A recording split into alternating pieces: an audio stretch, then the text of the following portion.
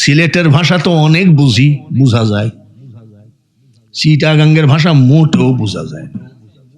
আমি মাঝে মধ্যে চিটাগাং ওয়াজ করতে যাই, হাজার হাজার লোক আমাকে দেখতে আসে, বাঙালি হুজুর আসছে। আরে ভাইয়েরা, আপনাদের এই চিটাগাঙ্গের ভাষা এত কঠিন, আরবি ভাষায় কুরআন নাজেল হয়েছিল, 30 পারা কুরআন মুখস্থ করেছি।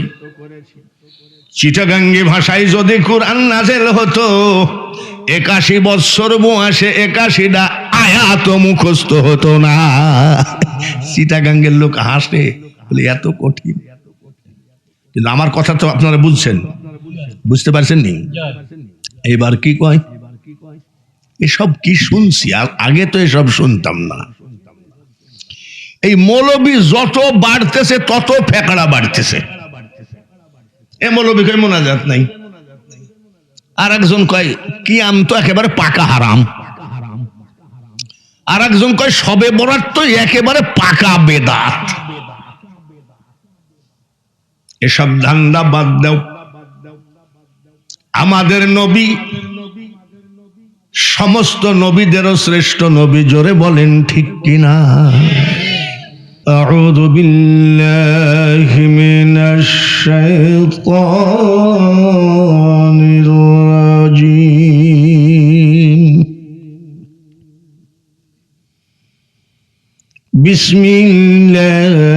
বিসমিল্লাহির রাহমানির রাহিম। আসসালাতু ওয়াসসালামু আলাইকা ইয়া রাসূলুল্লাহ।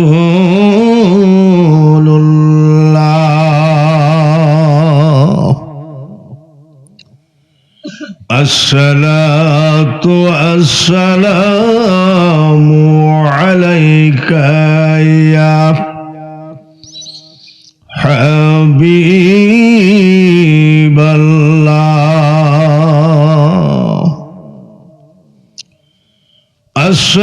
আসসালাতু ওয়াসসালামু আলাইকা ইয়া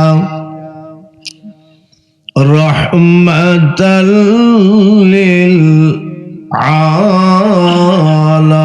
আলামিন। লাকাদ জাআকুম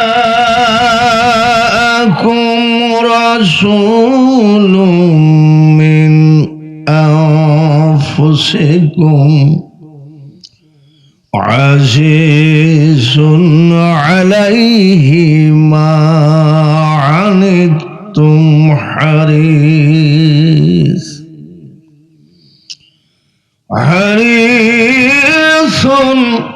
আলাইকুম বিল মুমিনিনা রাউফুর রাহিম।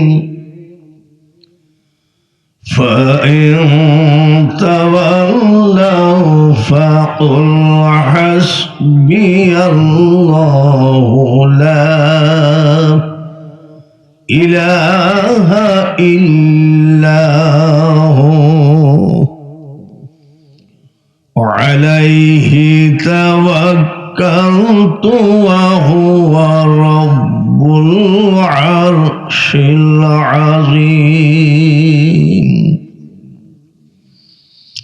মা কানা মুহাম্মাদুন আবা আহাদিম মির রিজালিকুম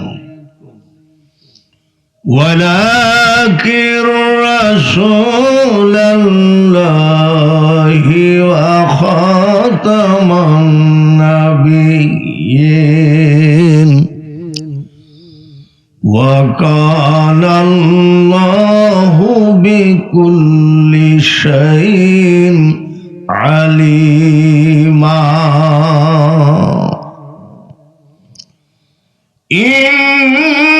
ইন্নাল্লাহা ওয়া মালাইকাতাহু ইউসাল্লুনা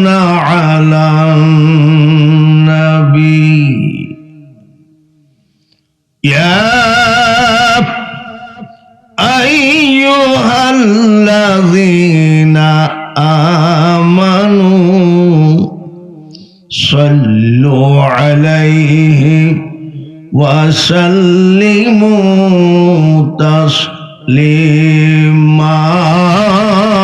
اللهم সবাই পড়ি صلي على سيدنا مولانا ولا علي سيدنا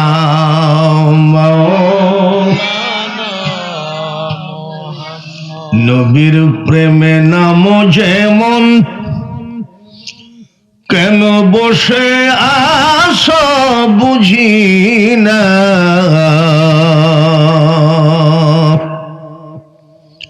উম্মতের মায়ায় কান্দেন নবী শুয়ে সোনার মদিনা আল্লাহুম্মা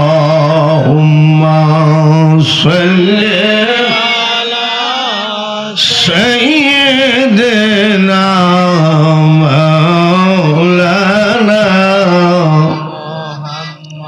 ওয়ালা আলি সাইয়্যিদিনা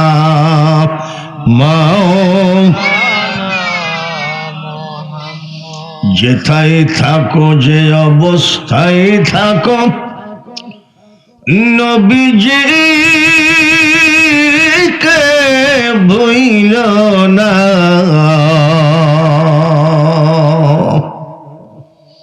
নবীজিকে না ভুলিলে নবী তোমায় ভুলবেন না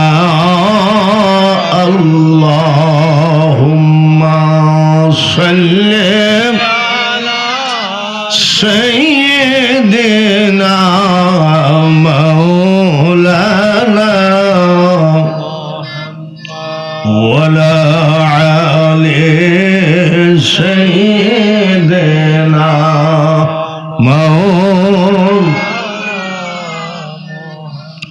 মুনাজাত করি আল্লাহুম্মা আমিন রব্বানা যালামনা আনফুসানা ওয়া ইল্লাম তাগফির লানা ওয়া তারহামনা লানাকুনান্না মিনাল খাসিরিন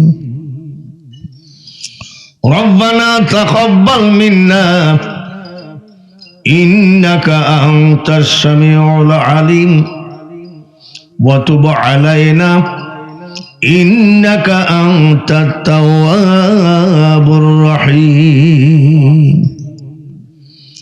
রব্বিরহামহুমা কামা রব্বায়ানি সগীরা বড় আশা করে তুলেছি হাত মাওলা তোমার দরবারে মাফ করো গো মাওলা দয়ার নবীর খাতিরে উলামায়ে কেরাম মই মুরব্বী যুবক মাসুম বাচ্চা মক্কা মদিনা জিয়ারতকারী হাজী ভাইদেরকে নিয়ে জান্নাতের বাগানে বসে তোমার হাবিবের প্রতি দরুদ শরীফ পাঠ করেছি ভুল ত্রুটি ক্ষমা করে দিয়ে দরুদের হাদিয়া সোনার মদিনায় নবীজির রওজা পাকে পৌঁছায় দিও तमाम পৃথিবীর নবী বলি গাউস কুতুব আউলিয়া আম্বিয়া শহীদ শহীদান সাহাবায়ে কেরাম খোলাফায়ে রাশিদিন পীর মাশায়েখ ওলি বুজুর্গ প্রত্যেকের দরবারে দুরুদের হাদিয়া পৌঁছা ডাইনে বামে পিছনে সামনে পর্দার আড়ালে যতগুলি বান্দা বান্দি হাত তুলেছে কারো মা কবরে কার বাবা কবরে সব তোমার জানা। এতিমদের হাতের দিকে তাকাও, কিয়ামত পর্যন্ত মা বাবার কবরকে জান্নাতের বাগান হিসাবে কবুল করে না। সাল্লাল্লাহু তাআলা আলা খায়রি খালকিহি মুহাম্মাদিন ওয়া আলা আলিহি ওয়া আসহাবিহি আজমাইন ওয়ারহামনা মাআহুম লা ইলাহা ইল্লাল্লাহু মুহাম্মাদুর রাসূলুল্লাহ। লা ইলাহা ইল্লাল্লাহ, লা ইলাহা ইল্লাল্লাহ, লা ইলাহা ইল্লাল্লাহ, লা ইলাহা ইল্লাল্লাহ মুহাম্মাদুর রাসূলুল্লাহ সাল্লাল্লাহু আলাইহি ওয়াসাল্লাম। পীরে কামেল হযরত বড় পীর আব্দুল কাদের জিলানী রহমতুল্লাহ আলাইহি ও হাজী শাহ সৈয়দ মুলফত উদ্দিন রহমতুল্লাহ আলাইহি সালে সওয়াব উপলক্ষে 25তম বার্ষিক ওয়াজ ও জিকির মাহফিল সভাপতিত্ব করছেন AMS জামান মতিন, সাবেক চেয়ারম্যান 8 নম্বর রাতগাঁও ইউনিয়ন পরিষদ। প্রধান অতিথি আমি, প্রধান বক্তা আলহাজ হযরত মাওলানা মুফতি আহসান উদ্দিন সাহেব, প্রধান আকর্ষণ হযরত মাওলানা আব্দুল লতিফ সাহেব,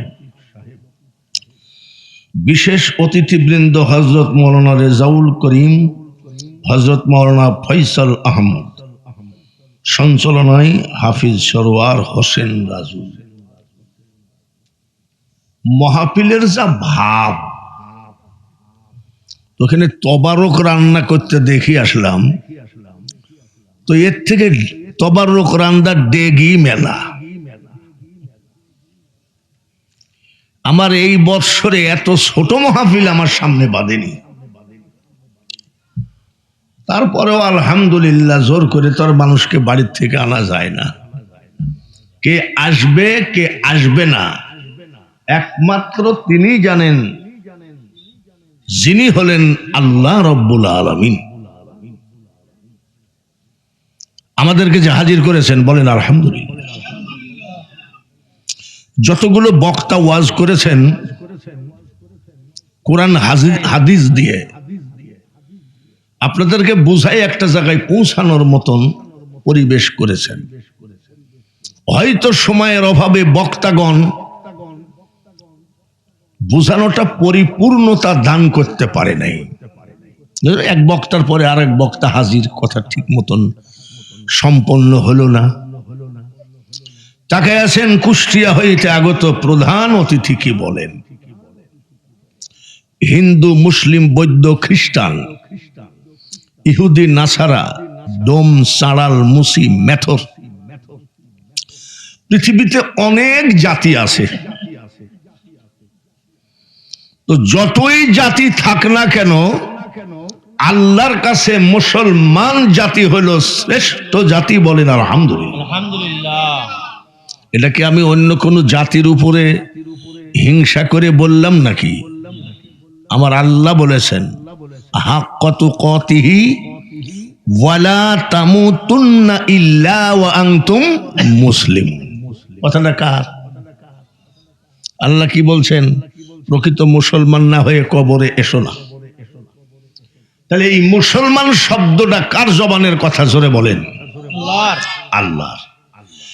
আল্লাহর জবানের কথা যদি হয়, আল্লাহর কথা মোতাবেক আমরা পৃথিবীর সব থেকে শ্রেষ্ঠ জাতি, সবাই বলি আলহামদুলিল্লাহ। সব জাতিরই ধর্ম আছে,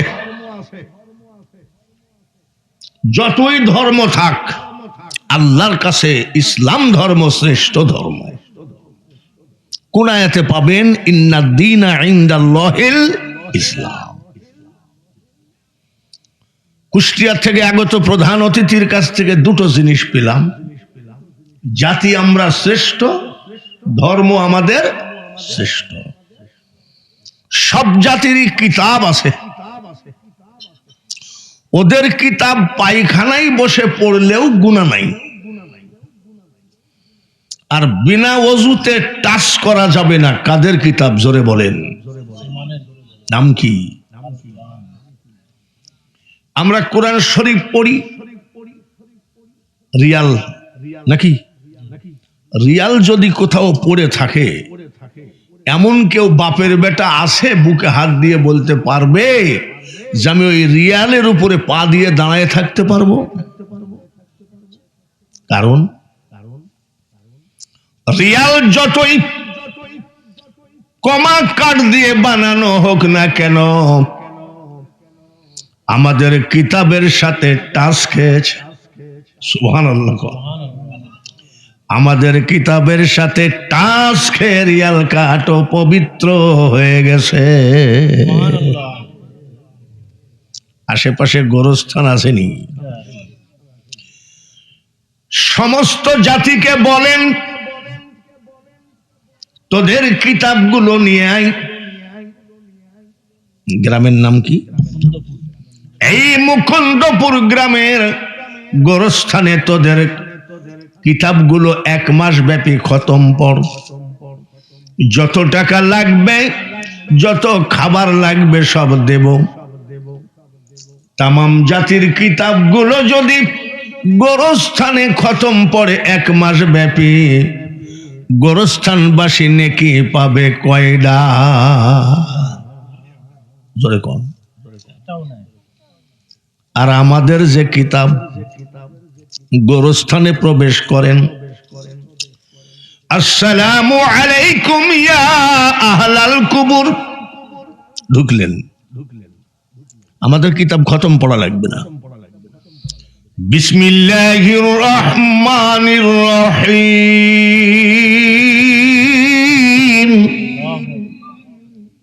নেকি শুরু হয়ে গেছে। এক একটা অক্ষরে 10টা করে নেকি। বলেন মারহাবা।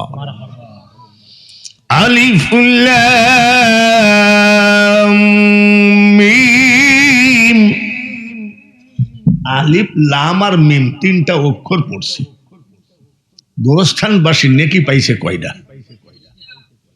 এটা হলো আমাদের কিতাব। পৃথিবীতে যতই কিতাব থাক, আমাদের কিতাব হলো শ্রেষ্ঠ কিতাব।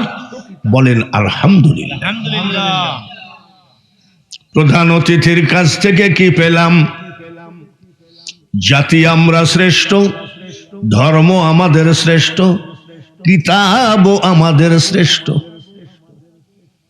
জবালে নূর পাহাড়, যেই জায়গায় কোরআন নাযিল হয়েছে, ছোট্ট একটা গুহার মধ্যে দয়ার নবীজি বসে বসে কোরআন শরীফটা আমাদেরকে এনে দিলেন। দাঁত ভাঙলেন, পাথর খালেন, এত কষ্ট করে কোরআন শরীফটা আমাদেরকে দিয়ে গেলেন।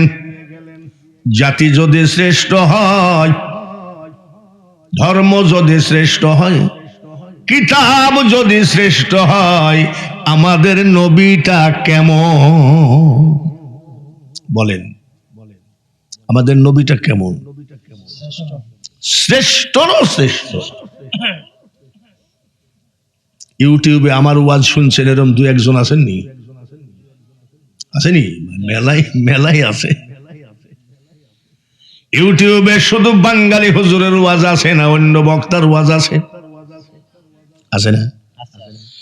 রাজশাহীর এক বক্তা বলে, কলেমার ভিতরে মোহাম্মদের নাম রাখা বেদাত।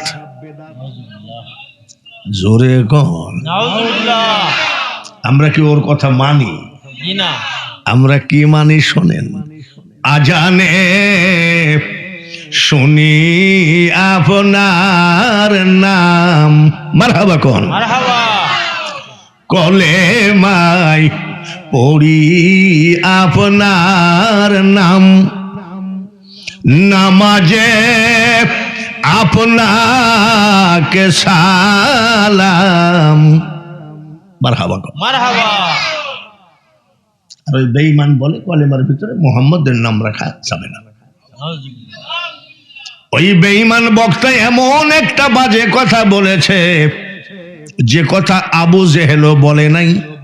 ওই বেয়াদব বক্তা বলে মুহাম্মদের মুখে দুর্গন্ধ ছিল। আর আমরা আহলে সুন্নাত ওয়াল জামাতের আকীদা মিশক সে বেহতের পসিনা, পসিনা মানে গার ঘাম, আমার নবীর গার ঘাম মিশক আম্বর থেকে বেহতের। সবাই বলেন আলহামদুলিল্লাহ। সেই নবীর উম্মত আমরা। নবীজির মার নাম কি? মা আমিনা খাতুন গোসলখানা থেকে বের হলেন, নবীজির দাদি ঢুকলেন। নবীজির দাদি গোসল করে এসে নবীজির দাদাকে কয়, ওগো শুনছেন? আমাদের বৌমা একে তো বিধবা, আমাদের বৌমা কুরাইশ বংশের বউ, এত দামি আতর যদি গায়ে মাখে সবাই তো তাকাতাকি করবে। দাদা আব্দুল মুতালিব বললেন, আমাদের বৌমা যে দামি আতর ব্যবহার করে তুমি বুঝলা কেমনে? নবীজির দাদি বলে, স্বামী গো, আমি আজকে আমাদের বৌমা আমিনার গোসলখানায় ঢুকেছিলাম। কি আর বলবো গো স্বামী, মনে হচ্ছে আমাদের বৌমা আমিনার গোসলখানার মধ্যে আতর ঢেলে রেখেছে। আমি মেয়ে মানুষ, বলতে গেলে দোষ হবে, আপনি বললেন। নবীজির দাদা বলতেছে, আচ্ছা ঠিক আছে, আমি দেখছি। নবীজির দাদা আমার নবীর মা আমিনাকে ডাকলেন, বলে বৌমা শোনো, তুমি একে তো বিধবা, তারপরে কুরাইশ বংশের বউ, এত দামি আতর ব্যবহার করলে মানুষ তাকাতাকি করবে। নবীজির মা আমিনা খাতুন বলে, আব্বা, আমি আমিনা জীবনে কোনোদিন শরীরে আতর টাচ করি নাই। মিথ্যা কথা বলছো তুমি? বলে, আমি মিথ্যা জানি না। এত দূর দাঁড়ায় আসো, আমি এখান থেকে আতরের ঘ্রাণ পাচ্ছি। বলে, তাহলে আব্বা শোনেন, যেদিন থেকে আমার পেটে বাচ্চা প্রবেশ করেছে ওই দিন থেকে শুধু আমার গোসলখানা নয়, আমার রান্নাঘর, আমার ড্রয়িং রুম, আমার বেডরুম, আমার লেপ তোষক, এমনকি গো আব্বা, আমি আমিনার লোমের গোড়ায় গোড়ায় জান্নাতি আতরের ঘ্রাণ আমি পাই।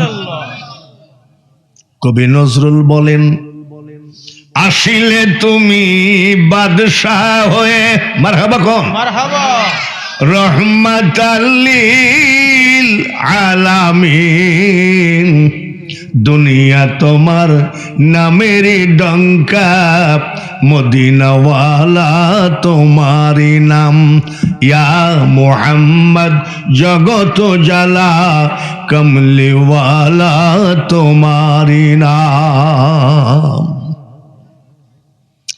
কানার দল বুঝলি না রে, ওরে কানার দল, আমার নবী ছাড়া আল্লাহ পাওয়া যাবে না। যেখানে নবীর প্রেম নাই সেখানে আল্লাহ পাওয়া কষ্ট। অন্ধকার ঘরের ভিতরে যেখানে নিজের বডি দেখা যায় না, এমন অন্ধকার ঘরের ভিতরে সাপ ধরা আর নবীবিহীন খোদা পাওয়া একই কথা। এসব কি শুনছি, আগে তো এসব শুনতাম না। এই মৌলবী যত বাড়তেছে তত ফেকড়া বাড়তেছে।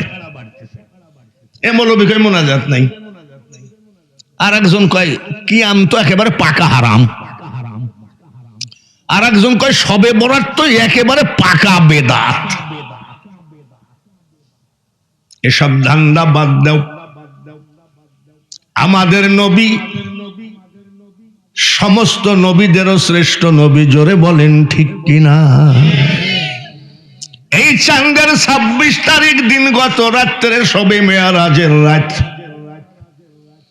এই রাত্রিতে আমার আল্লাহ কয় জিবরাইল বেহেশতকে সাজাও, দুজককে বন্ধ করে দাও।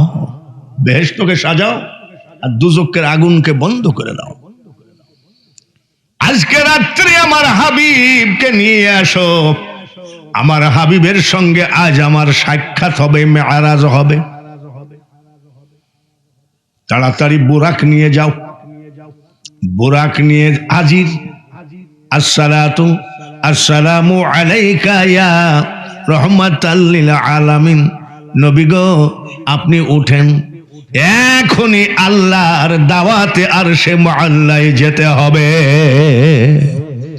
পৃথিবীতে কোন নবী মেয়ারাজে যান নাই আমার নবী ছাড়া। আমার নবী উঠে ওযু বানালেন, ওযু বানায় উঠে বলছে এটা কি? বলে এটাতে উঠেন। বলে এটা কি?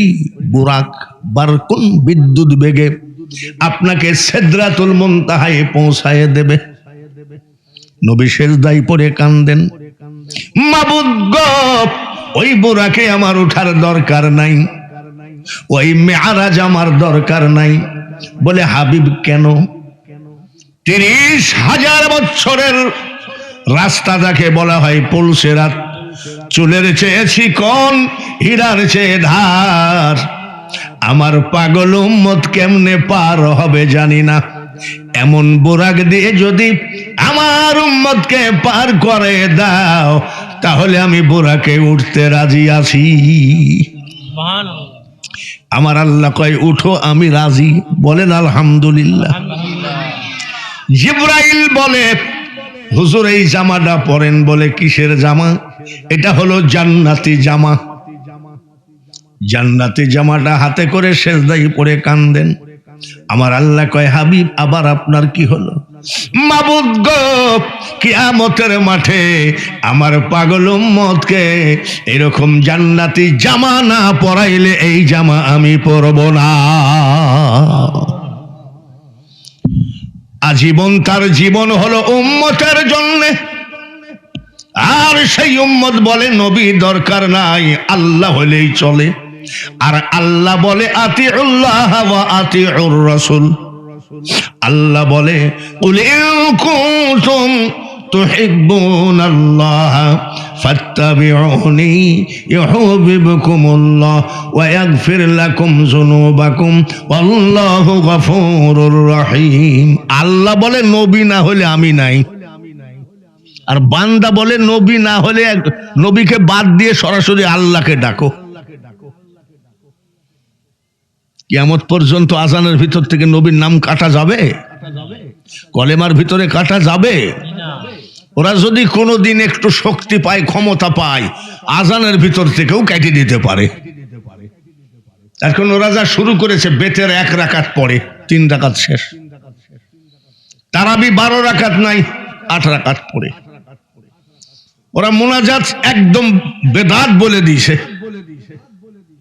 আসলে তো পারবে না, ঠিক কিনা?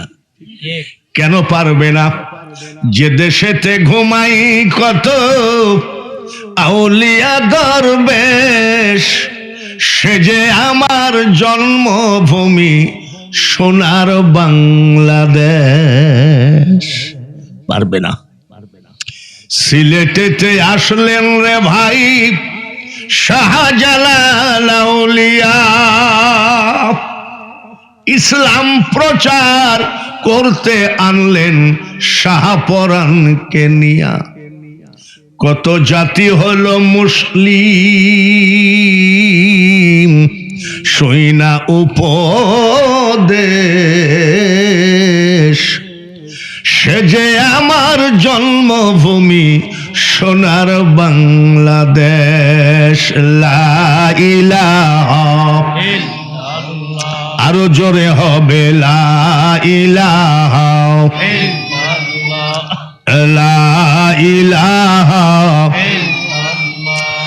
লা ইলাহা ইল্লাল্লাহ মুহাম্মাদুর রাসূলুল্লাহ সাল্লাল্লাহু মুহাম্মদ জোরে জোরে সাল্লাল্লাহু সাল্লাম সাল্লাল্লাহু মুহাম্মদ সাল্লাল্লাহু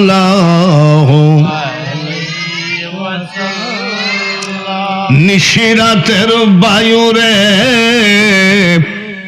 তুই যারে সোনার মদিনায় মোদের সালাম পৌঁছে দিও নবীজির রওজায় সাল্লাল্লাহু আলা মুহাম্মদ সাল্লাল্লাহু আলাইহি ও সাল্লাল্লাহু আলা মুহাম্মদ সাল্লাল্লাহু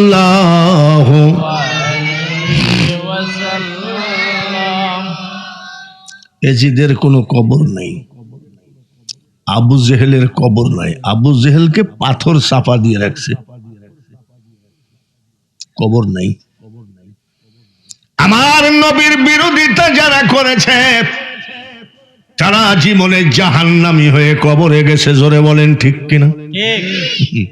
আবু জেহেল নবীকে মারার জন্য অনেক পায়তারা করেছে, পারে নাই। আর কাউকে মারতে মারতে পাঠাইলে সে আবার মুসলমান হয়ে ফিরে আসছে।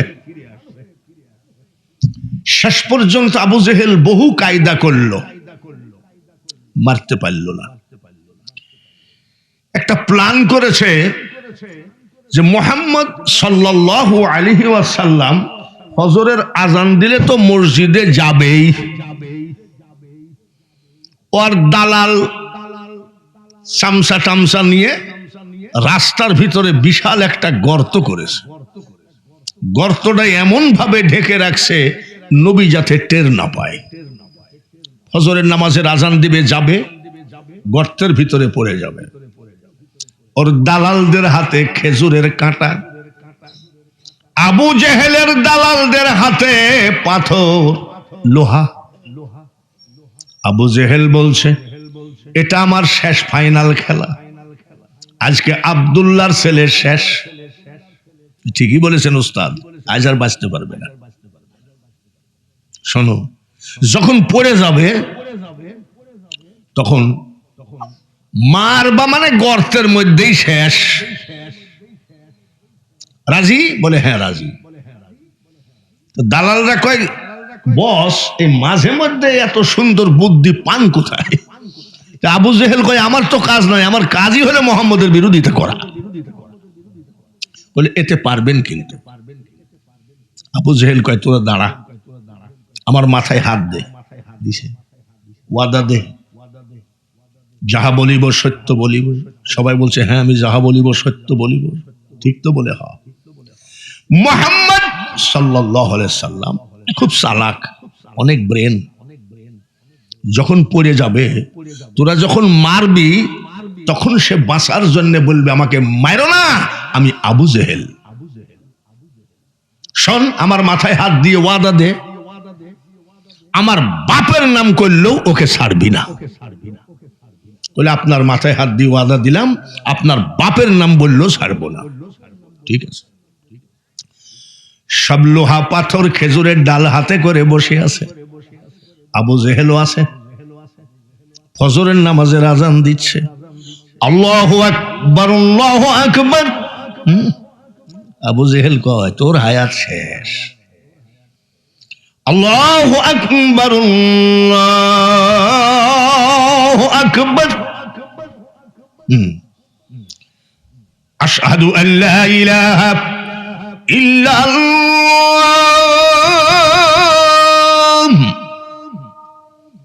আশহাদু আল্লা ইলাহা ইল্লাল্লাহ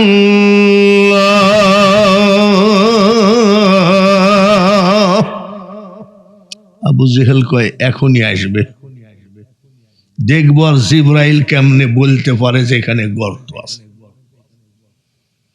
আজান শোনার সাথে সাথে শফি আল মুজনাবিন নবী রহমাতাল লিল আলামিন নবী রওনা দিলেন মসজিদের দিকে। আবু জেহেল কয় আসতেছে, তোরা পাথর মাত্র রেডি রাখিস, পাথর মাত্র রেডি রাখিস। আমরা রেডি আছি। আমার নবী রাস্তা দিয়ে আসেন, আমার আল্লাহ বলে জিবরাইল আমার হাবিবকে বলো আজকে যেন রাস্তার মাঝখান দিয়ে না যায়, সাইড দিয়ে দুই পায়ে রাস্তা দিয়ে যেন হাঁটা দেয়। জিবরাইল এসে বলেন আসসালামু আলাইকা ইয়া রাসূলুল্লাহ, নবী গো আল্লাহ তাআলা হুকুম করেছে আজকে আপনি রাস্তার মাঝখান দিয়ে যাবেন না। রাস্তা সাইড দিয়ে চলে গেলেন। আবু জেহেল কয় আমার এই দালালের মধ্যে মোহাম্মদের দালাল আছে, আমার বেতন খায়, আমার টাকা খায়, আর মোহাম্মদকে রাস্তা দেখায়।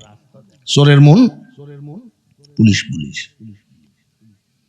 আবু জেহেল কয় এখনো তো অন্ধকার আছে, আমি ওকে ধরে গর্তের মধ্যে ফেলাই দেব, আজকে মেরেই ফেলবো। খেয়াল হলো নবীজির দিকে, আবু জেহেলের খেয়াল নবীজির দিকে খেয়াল করতে গিয়ে নিজের গর্ত নিজে টের পায় নাই, খপ করে পড়ে গেছে। এইবার দালালরা পাথর দিয়ে আচ্ছা রকম করে শুরু করছে, পাথর মারে, ইট মারে, লোহা মারে, খেজুরের ডাল দিয়ে মারে। আবু জেহেল কয় মারিস না রে, আব্দুল্লাহর ছেলে ঠিকই মসজিদে চলে গেছে, আমি তোদের নেতা আবু জেহেল। দালালরা কয় মুহাম্মদ যতই তুমি আবু জেহেলের নাম করো, মাথায় হাত দিয়ে ওয়াদা করা আছে আর তোমাকে ছাড়া হবে না। বলে আরে আমার গলার আওয়াজ শুনতে পাচ্ছিস না, আমি তোদের নেতা আবু জেহেল। বলে মুহাম্মদ তুমি এত বড় জাদুকর, আবু জেহেলের মতো গলাও তুমি করতে পারো। আবু জেহেলের চিৎকারের কথা শুনে নবীজি ফিরত আসলেন। সুবহানাল্লাহ কোন সুবহানাল্লাহ। এই কাকে মারতেছ? আবু জেহেলের দালালরা কয় শেষ। কাকে মারতে, কাকে মারছো কেন? উঠাও খেজুরের ডালমাল সব উঠাও। আবু জেহেল আপনি এই ফজরের সময় এই গর্তের মধ্যে পড়ে মার খাচ্ছেন কেন? আর এরা তো আপনারই লোক। আবু জেহেল ডাক দিয়ে কই বেটা বাবা মুহাম্মদ আমার হাত ধরে উঠাও, আমি আজকে নিয়াত করেছিলাম আমাদের এই দলমল নিয়ে তোমার হাতে মুসলমান হয়ে আজকে ফজরের নামাজ জামাতে আদায় করব, কিন্তু হলো না। উঠায় হাত নামায় দিয়েছে, উঠেন। আবু জেহেল টান মারে, মরছি তো, ফাটছে তো, নাক টাক তোকে নিয়েই মরবো, টান মারে। নবী বলে আবু জেহেল হাত ধরে উঠে আসবেন, টানাটানি করেন কেন? বলে আমি হাত ধরে শান্তি পারছি না, দুই হাত নামাইয়া দাও। নবীজি দুই হাত নামাইয়া দিল। আবু জেহেল টান মারে যে তোর জন্য আজকে আমার কপাল ফাটছে, মার খাইছি, তোকে মারবো। টান মারে। আমার নবীজি বলে আবু জেহেল কোনদিন কোনো কথা বলি নাই, আজকে আমার পরিচয় শোনো। বলে কি পরিচয়? শোনো কি পরিচয়? বলে তোমার মতো আবু জেহেল মুহাম্মদের হাত ধরে টানো, আর চোখ যদি থাকে দেখো ৭০,০০০ রহমতের ফেরেশতা আমি মুহাম্মদের মাজা কোমর ধরে টেনে ধরে আছে। আমরা সেই নবীর উম্মত, নবীর বিরোধিতা করে কেউ কোনোদিন জিততে পারে নাই। জোরে বলেন ঠিক কিনা? আমরা আহলে সুন্নাত ওয়াল জামাতের লোক, আমরা নবীর পক্ষে না বিপক্ষে। নবীজির বয়স ৬০ বছর, পাহাড়ের উপরে উঠেছে, আবু জেহেল ঘোড়ায় চড়ে যায়, কান্দে, বাচ্চাটা কান্দে। কার বাচ্চা কান্দে রে? নবীজি আব্বা আব্বা করে কান্দে। আবু জেহেল উঠে গেল, উঠে যায়, কই মোহাম্মদ তুমি এখানে কেন গো? বলে আমি আমার আব্বাকে খুঁজছি। পাহাড়ে উঠলে সব দিকে সমান দেখা যায়। আবু জেহেল বলে, মোহাম্মদ পাহাড় থেকে তুমি পড়ে গেলে মারা যাবা, চলো বাড়িতে দিয়ে আসি। ওই বেঈমান পাহাড় থেকে নামাইছে, নামাইয়ে ঘোড়া এসে দেখে শুয়ে পড়েছে। বলে ভালোই হলো আমার লম্বা ঘোড়া। আবু জেহেল ঘোড়ায় উঠেছে, আমার নবীকে ডাক দিয়ে কয়, পিছনে বসায় দিয়ে কয় টাইট করে ধরো, আমাকে মাজাটা টাইট করে ধরো, ঘোড়া দৌড় মারলে পড়ে যাবা। 6 বৎসরের নবী আবু জেহেলের মাজা ধরে আছে, ঘোড়া আর ওঠে না। ঘোড়াকে চাবুক মারে, ওঠে না। চাবুক মারতে মারতে ঘোড়ার চামড়া কেটে গেল, মাংস কেটে রক্ত জমিন লাল হয়ে গেল।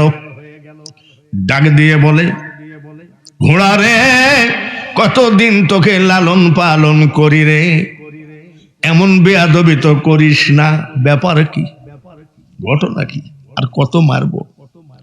রক্ত ভরা শরীর নিয়ে, 2 চোখের পানি নিয়ে ঘোড়া আসমানের দিকে তাকায়, কই মাবুদ গো, কিছুক্ষণের জন্য আমি ঘোড়ার জবানটা খুলে দাও, আমি এই বেঈমান আবু জেহেলের সাথে একটু কথা বলতে চাই।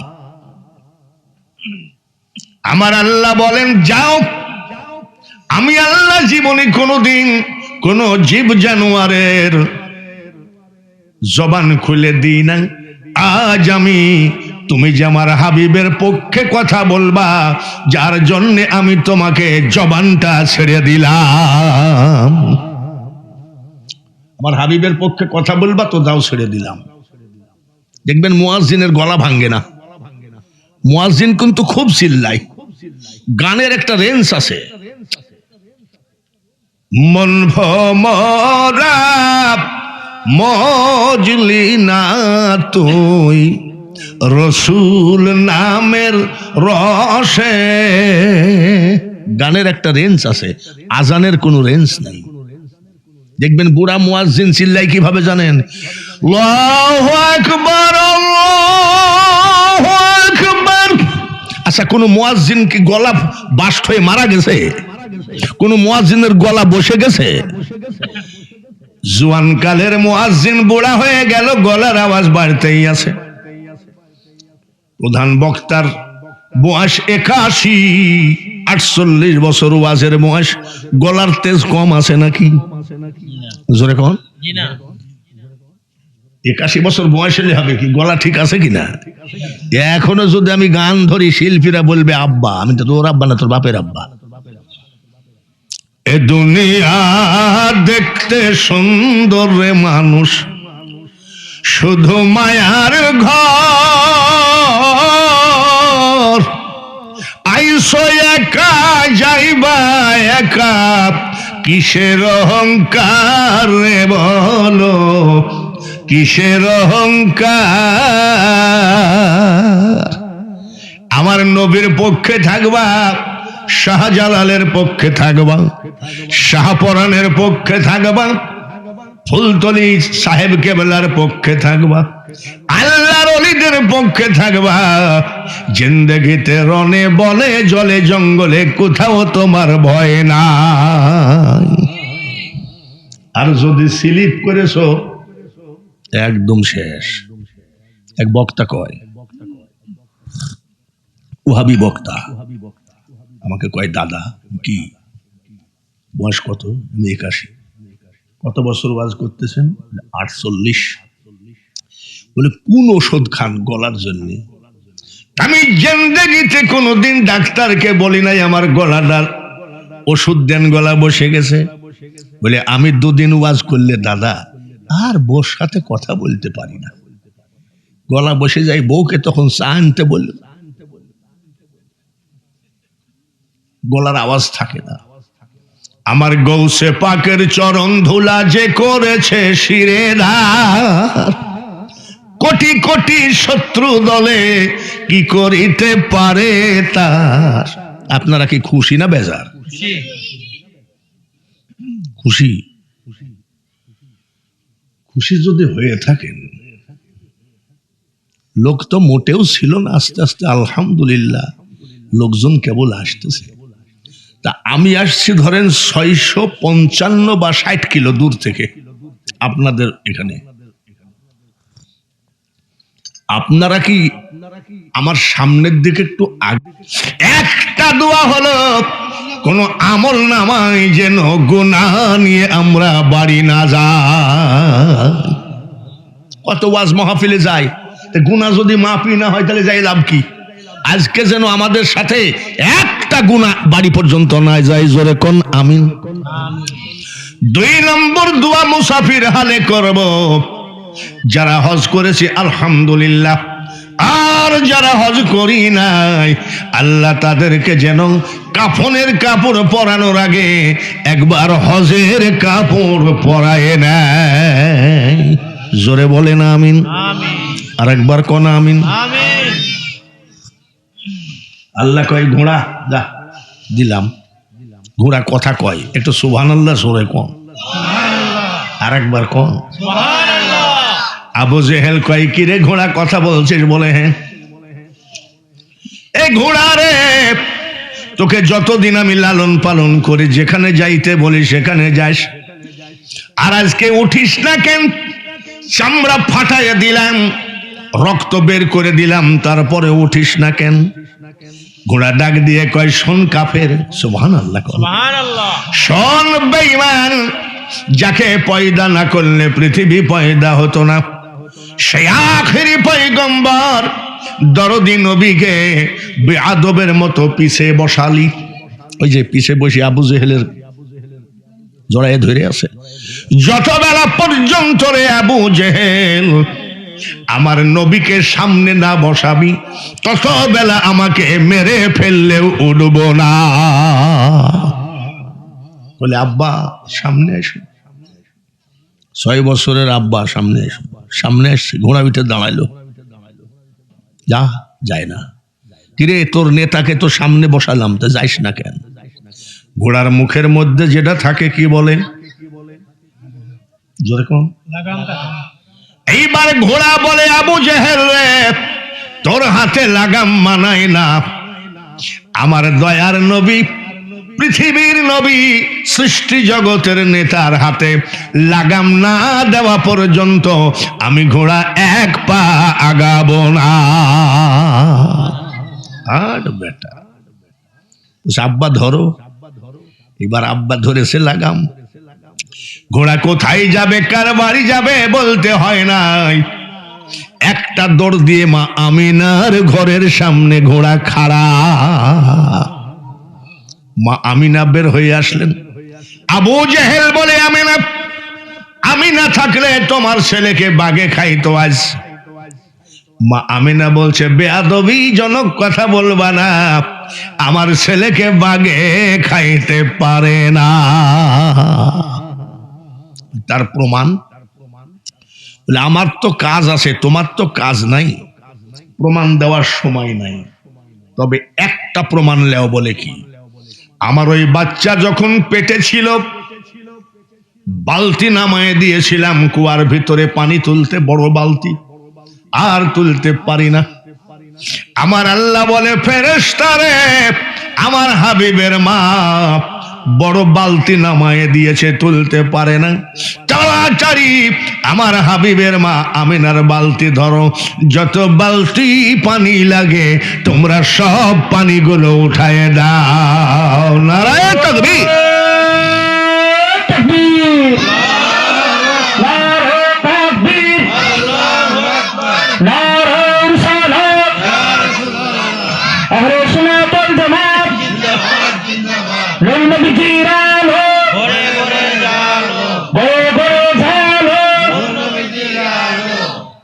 আলহামদুলিল্লাহ বলি, আমরা সেই নবীর উম্মত।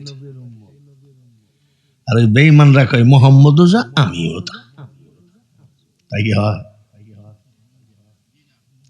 এরকম বলা লোক আপনাদের দেশে মনে হয় নাই, আসেনি? ওই যে মোহাম্মদও যা আমিও তা। আমি হ্যাঁ, তোর বাপের ভাইরা হয়তো মোহাম্মদ, ভণ্ড দল কোথাকার। এ কথা কি মানা যাবে?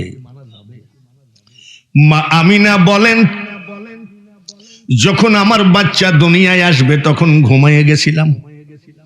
এখানে কোনো ডাক্তার থাকলে সে জানে মেয়েদের সন্তান হওয়া ব্যথার মতো ব্যথা পৃথিবীতে আর নাই। যখন ডেলিভারি হয় মেয়েরা যে এত যন্ত্রণা ভোগ করে, ডাক্তার বলে টেস্টার ধরলে কারেন্ট পয়দা হয়ে যায় মেয়েদের শরীরে। আর মা আমিনা বলছেন ঠিক ওই টাইমে ঘুমাইয়ে গেছি। সুবহানাল্লাহ জোরে বলা লাগে। হঠাৎ করে চোখটা খুলে দেখি আমার সিতানার ডান পাশে একজন সুন্দরী মহিলা দাঁড়ানো, সিতানার বাম পাশে আর একজন সুন্দরী মহিলা দাঁড়ানো। আমি ডান পাশের মেয়েটাকে জিজ্ঞেস করলাম, আপনি কে গো? মেয়েটা পরিচয় দিচ্ছে, আমিনা ভয় পাবেন না, আমি জান্নাত থেকে এসেছি, আমি হলাম তামাম পৃথিবীর আদি মাতা, আমার নাম হাওয়া। কেন এসেছেন? একটা খবর দিতে। জোরে কোন কয়টা? বলে কি খবর? আমিনা গো, কিছুক্ষণের ভিতরে আল্লাহ তাআলা আপনার কোলে একটা বাচ্চা দেবেন। এই বাচ্চা কিন্তু আখেরি পয়গম্বর।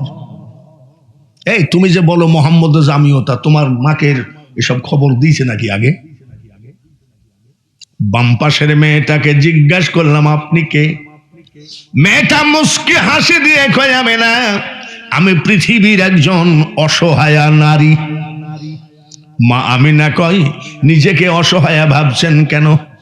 বলে, আমিনা গো, আল্লাহ তাআলা আমাকে সন্তান দিয়েছিল কিন্তু স্বামী দেয় নাই। বলেন তো মেয়েটাকে নাম কি? মারিয়াম। নাম কি? বলে, আপনি কেন এসেছেন? বলে, দুইটা খবর দিতে। বলে, বলেন কি খবর? কিছুক্ষণের ভিতরে আল্লাহ তাআলা তোমার কোলে একটা বাচ্চা দিবে গো আমিনা, এই বাচ্চা আখেরি পয়গম্বর। 2 নম্বর খবর হলো, তোমার বাচ্চাকে যে মহাব্বত করবে অন্তর থেকে, তার জন্য জাহান্নামের আগুন হারাম হয়ে যায়।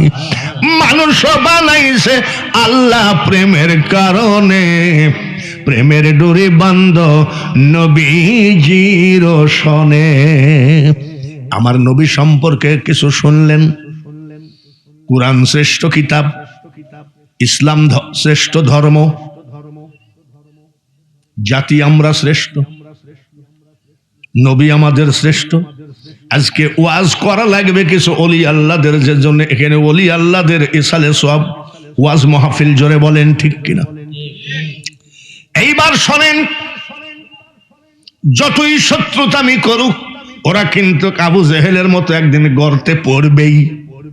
গর্তে এই যে কিছু মানুষ বেশি লাফাচ্ছ, মাজার ভাঙছ, মাজারে আগুন দিয়ে মাজার পুড়াইয়ে দিচ্ছ, ওই মাজারের ভিতরে যে আছে তিনি হলেন নিরাকার হয়ে গেছে, তিনি আল্লাহর বন্ধু হয়ে গেছে। মনে রাখো, তোমরা লাভবান হবা না।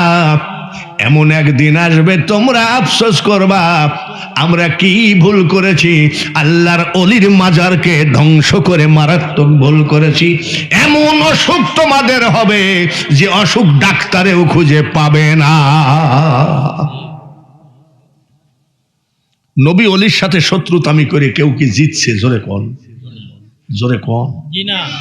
মিল্লাতা আবিকুম ইব্রাহিম ওয়া সাম্মাকুমুল মুসলিমিন। মুসলিম জাতির পিতা ইব্রাহিম আলাইহিস সালামকে নমরুদ যে আগুনের মধ্যে ফেলাইলো, এই আগুনের তেজ কত দূর ছিল জানেন? 1 মাইল, চারো সাইডে 1 মাইল, উপরে 1 মাইল দূর দিয়ে যদি কিছু যাইতো মোমের মতো পুড়ে গলে যেত। সেই আগুনের মধ্যে নমরুদ ফেলাইয়া দিল। ইব্রাহিম আলাইহিস সালাম পুড়ে কয়লা হয়ে গেছে নাকি? এত জোরে এখন রেখে গেছে, ফেলাই দিছে। আমার আল্লাহ কয় জিব্রাইল সহযোগিতা করো আমার খলিলকে। জিব্রাইল গিয়ে কয় আসসালাতু ওয়াসসালামু আলাইকা ইয়া ইব্রাহিম খলিলুল্লাহ। কি সহযোগিতা করতে পারি বলেন? বলে তুমি কে? বলে আমি জিব্রাইল ফেরেশতা। জাতির পিতা কি বলেছিলেন? পালাও, সরো। ফেরেশতাকে বলছে সরো। বলছে কেন? আপনাকে সহযোগিতা করতে পাঠাইছে আল্লাহ। জাতির পিতা হওয়া এত সহজ নয়। আন্দাজে যদি বাঙালি হুজুর বলে কুষ্টিয়ার জাতির পিতা এত সহজ নয়। এইবার ডাক দিয়ে কয় জিব্রাইল রে, আমার আল্লাহকে গিয়ে বলো আমি জিব্রাইলের সহযোগিতা চাই না। আজরাইল সহযোগিতা চাই না, ইসরাফিল মিকাইলের সহযোগিতা চায় না। আমার আল্লাহকে বলো আমি আল্লাহ ছাড়া কারোর সহযোগিতার ধার ধারি না। আমরা তোমার দ্বারের ভিখারি গো মাওলা, তোমার দ্বারের ভিখারি, অন্য দ্বারের আশা না করি। কত বড় ঈমান! ফেরেশতার সহযোগিতা আমার দরকার নেই, আল্লাহকে বলো গা। কবি নজরুল কি কয় জানেন? আল্লাহতে যার পূর্ণ ঈমান, কোথা সে মুসলমান। জাতির পিতা গেল, তার নামে সূরা নাজিল হয়েছে। ইউনূস আলাইহিস সালামকে মাছের পেটে ঢুকায় দিল। ওই মাছটা আরেক মাছকে, ওই মাছটাকে আরেক মাছ গিলে ফেললো। ইউনূস আলাইহিস সালামকে আসলে মাছে গিলতে পারছে নাকি? পারছে? ইউনূস নবীকে মাওলা মাছের পেটে দিলি। আচ্ছা বলেন তো কতদিন ছিল মাছের পেটে? কতদিন ছিল? 40 দিবস মাছের পেটে তোর কুদরতে রাখিলি রে মাওলা তুই রে তুই। আবার লা ইলাহা ইল্লা আনতা শিক্ষা দিয়ে নেকালিলি তুই,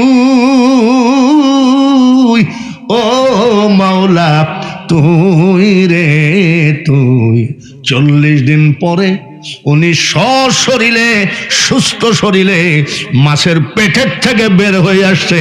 মাছের বাপের ক্ষমতা নাই একজন নবীকে গিলে খাওয়া। তোমার মতো কানা মোল্লা বাঙালি হুজুরকে ভণ্ড বলো মেনে নিব, বাঙালি হুজুরকে কাফের বলো মেনে নিব, সব মানতে রাজি। আমার নবীর বিরুদ্ধে ফতোয়া দিলে ওই মোল্লাকে আমরা মানতে রাজি না। আচ্ছা বলেন তো ফিরাউন ধনী না গরিব ছিল? জোরে কোন? ধনী মানে কি? মিশরের বাদশাহ। কিন্তু ফিরাউনের মা বাপ 2 জন মারা গেল। মা বাপ মারা গেলে কি হয়? এতিম। কি হয়? এতিম হয়ে গেল। হাড়ি পাতিল, ডেক ডেকসি, শাপল কুদাল, বাটি ঘটি সব বিক্রি করে খাইলো। এখন হলো দেউলিয়া, কিছু নাই।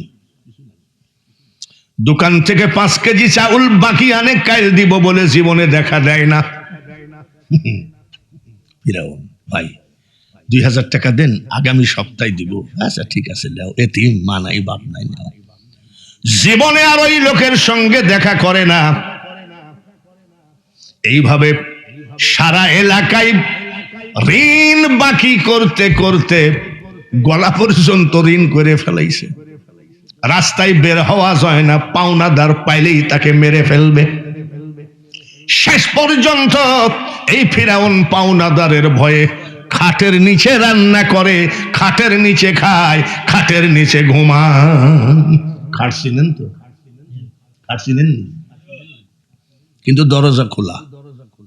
পাওনাদাররা আসে, ফিরাউন আসো, কথা কথা কয় না। বলেন তো ফিরাউন কোন জায়গায়? কাঠের নিচে।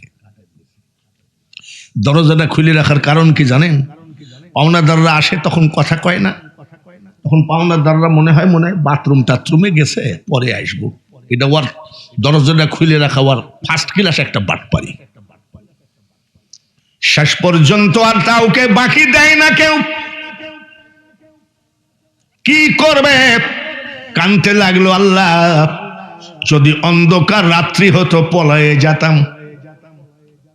জোনাক রাত্রে তো পলানো যাবে না, যে পাবে সেই ধরি মারবে।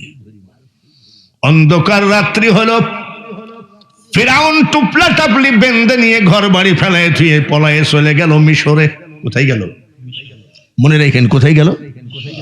মিশরে একা একা হাঁটে, কেউ বন্ধু বান্ধব সাথে নাই। এই ফিরাউন 9 দিন পানি খাওয়া, খাবার জোটে নাই। ফিরাউন যেতে যেতে দেখে তার এক বন্ধু সামনে বেঁধে গেল, তার নাম হলো হামান। তার নাম কি? কিরে দোস্ত তুই এখানে? আরে দোস্ত তুই? ফিরাউন বলে, হামান রে, আজ 9 দিন না খাওয়া, পাওনাদারের ভয়ে মাসের পর মাস খাটের নিচে পলায়ে থাকছি, আর পলায়ে থাকবো কত, তাই আমি মিশরে পলায়ে আসছি। তোর অবস্থা কি? হামান বলে, ফিরাউন আমি আরো 6 দিন আগে পলায়ে আসছি, একই মামলা, তোর মতোই। তাই নাকি? বলে হ। এদিকে শোন, তোরও যে অবস্থা আমারও যে সেই অবস্থা, হাতে হাত দে। হাতে হাত দিয়ে মিশরের মাটিতে দুইজন ওয়াদা করতেছে, মরলে একসাথে মরবো, বাঁচলে একসাথে বাঁচবো, চল যায়। এই দুই বন্ধু হাঁটতেছে, একজন 6 দিন না খাওয়ার, একজন 9 দিন না খাওয়া। রাস্তায় যেতে যেতে দেখে মাঠের মধ্যে এক মুরব্বি তার জমিন, তার ক্ষেতের পাকা তরমুজ তুলে আর পালা দেয়। ওই মুরব্বি নিজেরই তরমুজের আবাদ, পালা দেয়। ফিরাউন হামান তাকায় আছে তরমুজের দিকে। তরমুজের মালিক কয়েরা কি ক্ষুধার্ত নাকি? এইভাবে তাকাই কেন? দেখবেন যদি ক্ষুধা লাগে খাবারের দিকে তাকানোর ভাবই আলাদা, ঠিক কিনা? আর যদি ক্ষুধা না লাগে, যতই দামি খাবার সামনে আনো কেউ তাকায় না। দেখেন না ইফতারি গুলো সামনে যখন দেয় তখন কি করে? ঘড়ি যাস কি ঘুরেই না, সামনে কি জোরে কোন ইফতারি আজান যে দেয় না, মুয়াজ্জিন কি মরিয়ে গেছে নাকি? তার মানে সারাদিন মেশিন বন্ধ, খাবার দেখি কয় খাই খাই করে। ফিরাউন আর হামান তরমুজের দিকে তাকায় আছে। তরমুজের মালিক বলে, বাবা তোমরা তরমুজ খাবা নাকি? বলে, চাচা দিলে খাওয়া যায়। দুইজনকে বড় বড় 2টা তরমুজ দিয়েছে, 5 মিনিটে বসাইছে। কয় মিনিট? তরমুজের ক্ষেতের মালিক বলে, মানুষ যতই ক্ষুধার্ত থাক এইভাবে কি তরমুজ খেতে পারে না? বাবা তোমরা কি কামলা টামলা দিবা নাকি? বলে, চাচা আমরা কামলা খুঁজতেছি। তাই নাকি? বলে, হ, আমার এই তরমুজের ক্ষেতে কামলা দাও। পাকা তরমুজ কিনবা, বাজারে বিক্রি করবা, টাকাটা নিয়ে এসে আমার হাতে দিবা। বলো মাসিক বেতন লিবা না সাপ্তাহিক না ডেলি হাজিরা নিবা? ফিরাউন কয়, চাচা ডেলি হাজিরা দিলে আমাদের উপকার হয়। ঠিক আছে, ডেলি হাজিরা দিব, কিন্তু খবরদার চুরি করবা না। তরমুজ তুলবা, বিক্রি করে টাকাটা আমাকে জমা দিবা, চুরি করবা না। ফিরাউন কয়, চাচা আপনি আমাকে চিনেন, আমার 14 গোষ্ঠী ওলি, চোরের মার। তোমার মতন ওলি খুঁজতেছি বাবা। হামান কয়, আরে বাবা আমার তো ওলিরই বংশ আমরা।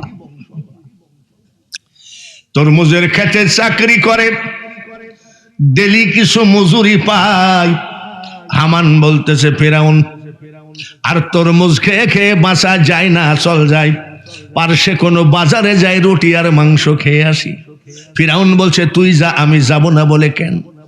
যে টাকার জন্য আমি ফিরাউন দেউলিয়া, যে টাকার জন্য আমি রাতের অন্ধকারে পলায়ে আসছি, যে টাকার জন্য মাসের পর মাস খাটের নিচে পলায়ে থাকছি, আমি টাকা তরমুজ খেয়ে খেয়ে মরে গেলেও টাকা খরচ করব না।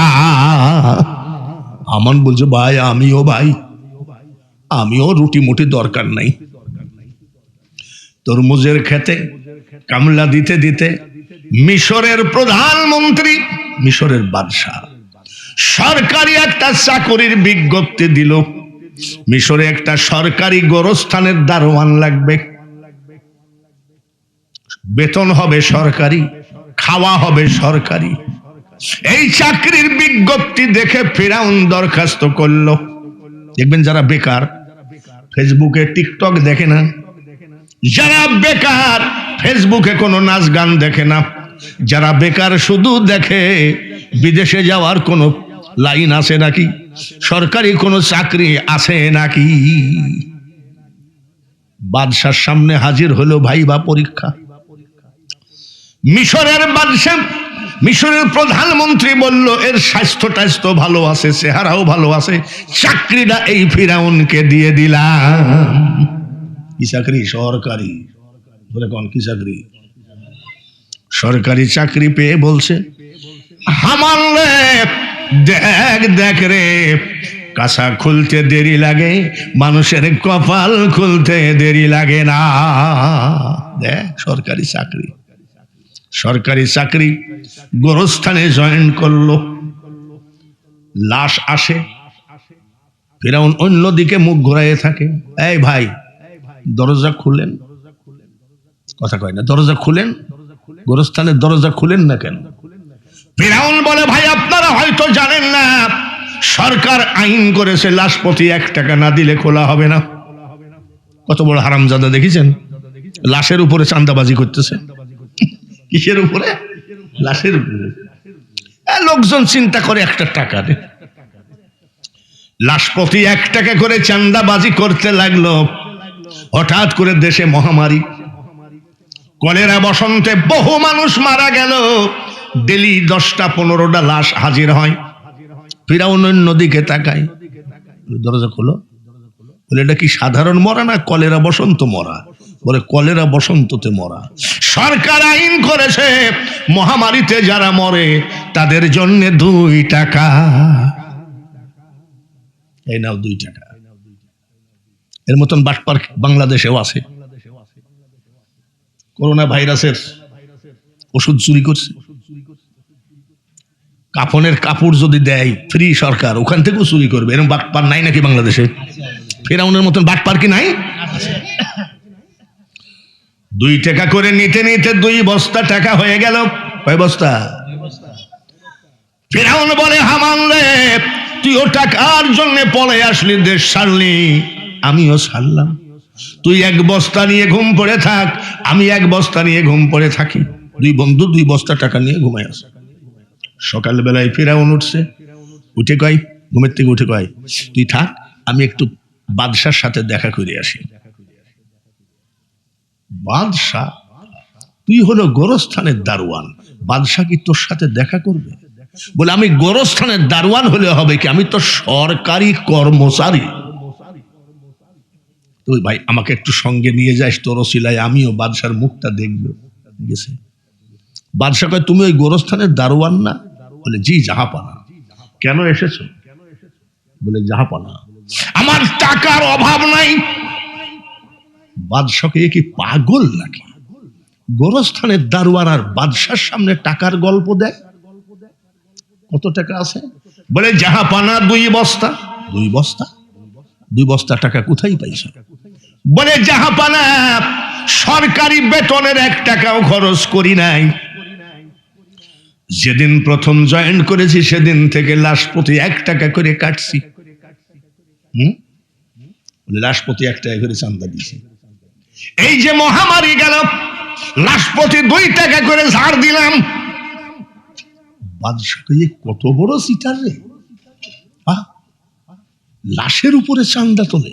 আচ্ছা ঠিক আছে, তুমি বাটপারি করার সিটারি করো, 2 বস্তা টাকা হয়েছে, তা আমার কাছে গল্প দেওয়ার কারণ কি তোমার?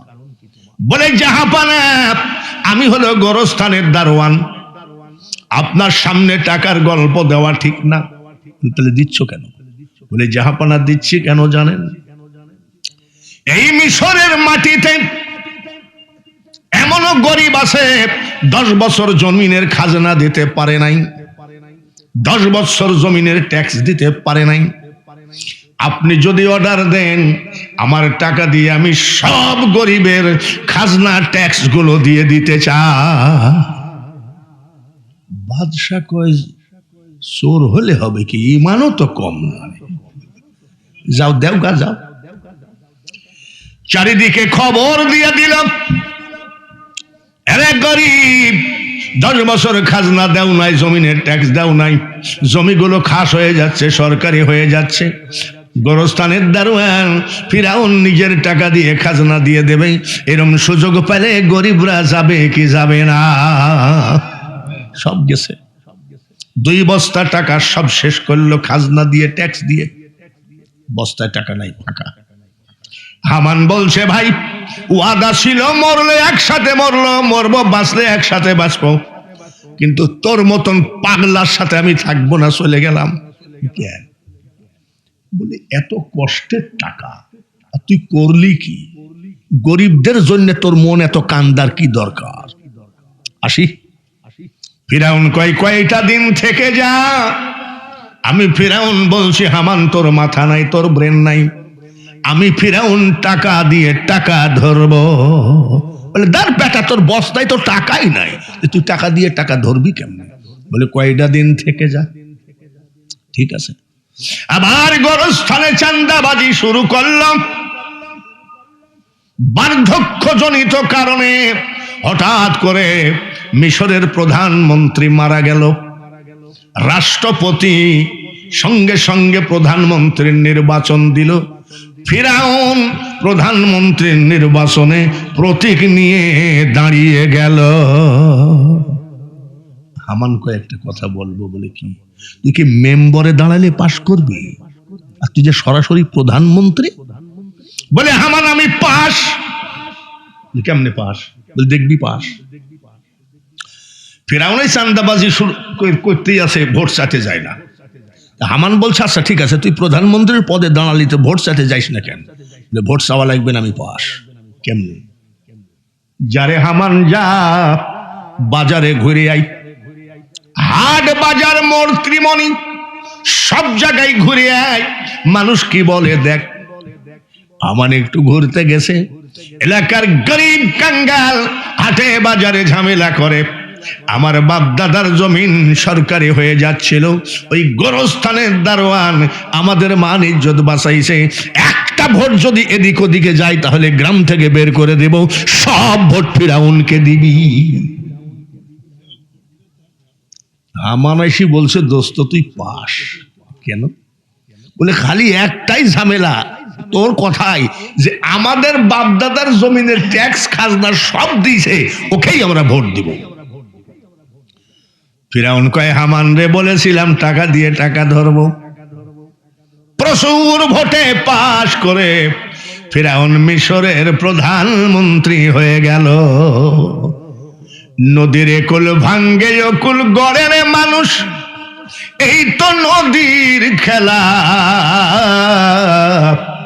সকাল বেলার বাদশা তুমি, ফকির সন্ধ্যা বেলা। কবি নজরুল কি কয় জানেন? আজকে যে রাজা ধীরাজ, আজকে যে রাজা ধীরাজ, কাল সে ভিক্ষা চাই, কারো কোনদিন সমান নাহি যায়। বাঙালি হুজুরের এটা 2026 সাল, 27 সালেও ডেট নাই, 27 সালেও ডেট নাই। আল্লাহ তাআলা এমন কিছু ঘটাইতে পারে, এই বাঙালি হুজুরকে মিলাদেও ডাকবে না। ক্ষমতা কার? সমস্ত ক্ষমতার মালিককে। উলিল্লাহুম্মা মালিকাল মুলক তুতিল মুলকা মান তাশা। খবরদার, আল্লাহর দেশ, আল্লাহর ঘর, আল্লাহর বাড়ি কেউ জনে মনে করো না এটা আমার, আমার বলে কোনো কিছু নাই। আছে নাকি? এখন আছে? আসার সময় কি এই কোট পরে আসছিলাম নাকি? লুঙ্গি পরে আসছিলাম? আসার সময় মনে হয় ঘড়ি পরে আসছিলাম নাকি?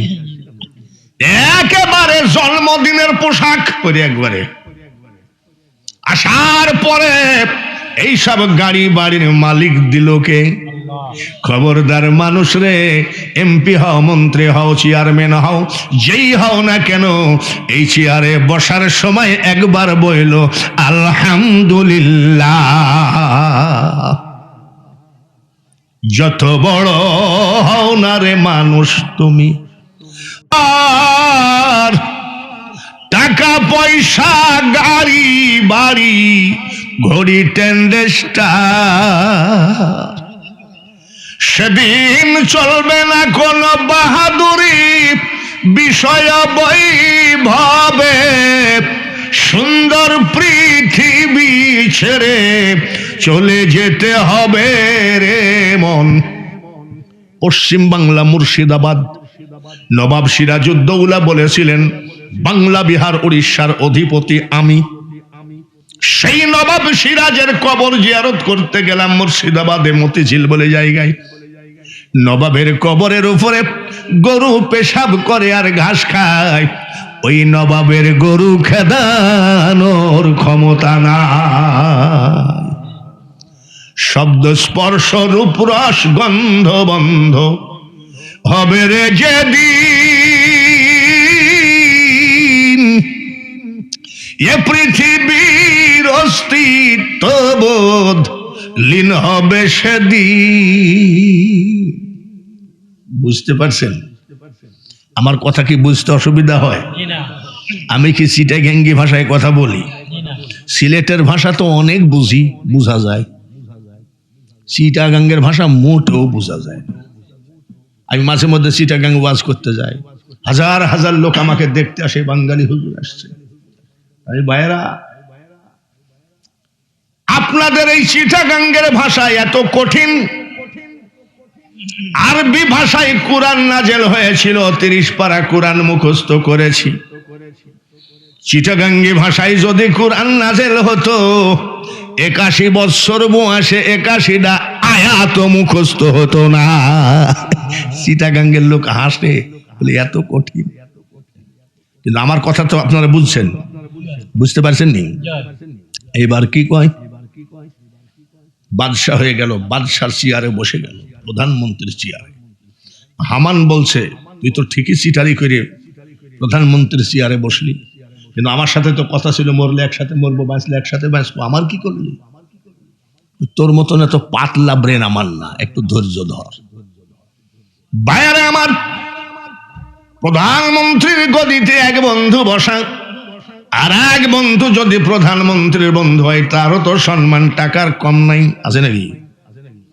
আমাদের দেশে কোনো একজন প্রধানমন্ত্রী বলেছিলেন, আমার কাজের মেয়ে সেও 4.5 কোটি টাকার মালিক।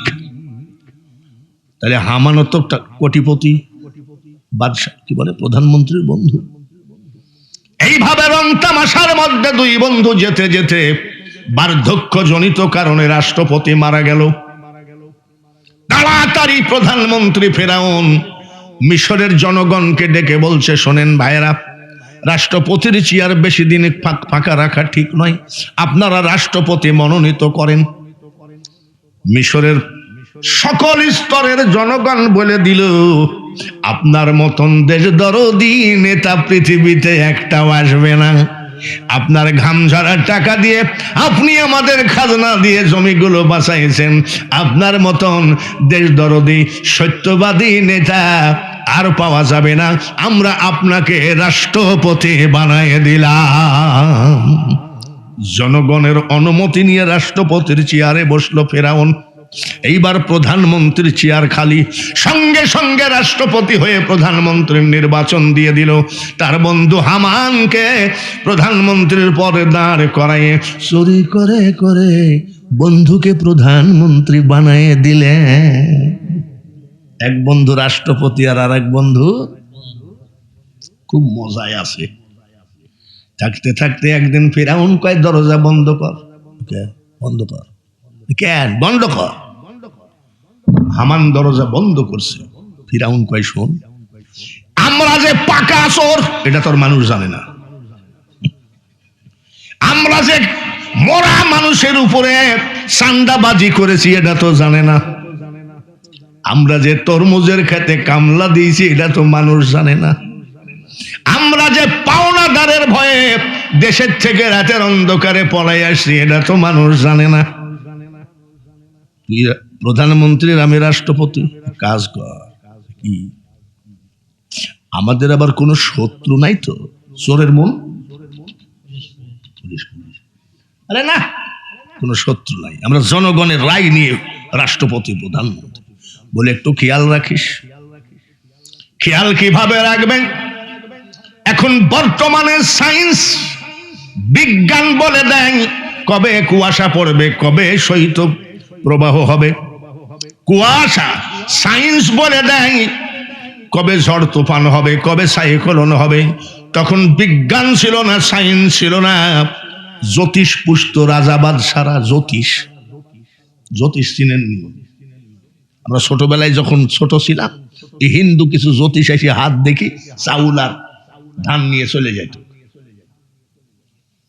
এক জ্যোতিষ আমার বাপকে বলেছিল তোমার ছেলে ব্যারিস্টার হবে। ওই কাজে হয়নি, ভুয়া, তবে কিছু জানে বুঝে। মিশরের সরকারি জ্যোতিষ 450 সব ডাকাইছে।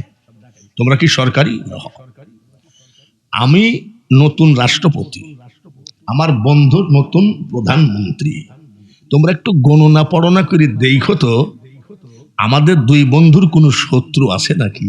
বলে জাহাপানা এখন তো বলা যাবে না, এটা চিন্তা ভাবনা করা লাগবে। করো চিন্তা ভাবনা, গণনা পড়না করে 400 জ্যোতিষ এসে বলে জাহাপানা রিপোর্ট ভালো না। রিপোর্ট ভালো না মানে তুই কি বলিস? তুই জ্যোতিষও না, জ্যোতিষের জাতো না। হামান কয় খবরদার, জ্যোতিষকে এরকম বলতে হয় না, ওরা জানে। বলে বলো কি বলছো? জাহাপানা মুসা বলে একটা ছেলে জন্ম হবে, তার হাতে আপনার রাজত্ব যাবে, আপনার 2 জনের মরণ আছে। ফিরাউন রাগে জ্বালায় বলছে বের কর জ্যোতিষ। হামান কি বলছে রে? বলছে ঠিকই বলিছে। ফিরাউন রাষ্ট্রপতি, হামান প্রধানমন্ত্রী অর্ডার দিয়ে দিল যত শিশু বাচ্চা পাবি আশ্রয়ে মারবি, আর পেটের বাচ্চাগুলো পিটায়ে মেরে ফেলবি, মুসা যেন জন্ম না হতে পারে। রাষ্ট্রপতির অনুমতি পেয়ে এই হারামখোর বেঈমান হামান 80,000 বাচ্চা মেরে ফেলেছে। কত? ফিরাউন একদিন ডাক দিয়ে কয় হামান রে, তোকে যে বাচ্চা মারতে দিছিলাম, মুসা মুসা করে তোমার রাত্রে ঘুম হয় না, তো তুই কি বাচ্চা মারিছিস? বলে আরে দোস্তর মুসার বংশ শেষ। এরকম 80,000 মারছে। 80,000? তুই মারতে বলেছিস, গোষ্ঠী সব সাপ, এদেশে কোনো বাচ্চা নাই। জ্যোতিষ ডাক, জ্যোতিষকে ডাইকি বলছে আমার বন্ধু হামান 80,000 বাচ্চা মেরেছে, মুসা কি মারা গেছে না মুসা কি আবার আসবে, বা মুসা বিলীন ডিলেট হয়ে গেছে কিনা দেখো। কয়েকদিন পরে সে জ্যোতিষরা বলে খবর ভালো না। জাহাপানা আপনার বন্ধু হামান 80,000 বাচ্চা মারলে কি হবে? মুসার বয়স এখন 3 মাস। জোরে কোন সুবহানাল্লাহ। হলো না? আরো জোরে বলেন সুবহানাল্লাহ। মুসার বয়স কত?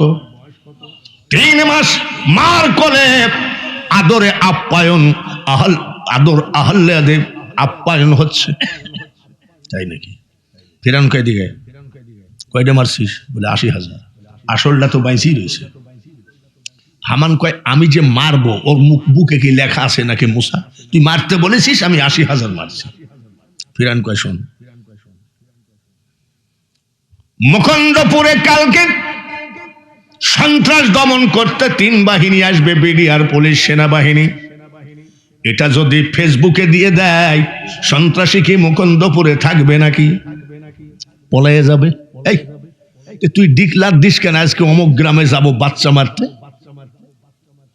হট করে ঢুকে পড়বি, পাগল কোথাকার। হামান বলছে দোস্ত তোর বুদ্ধি আছে? বলে বুদ্ধি না থাকলে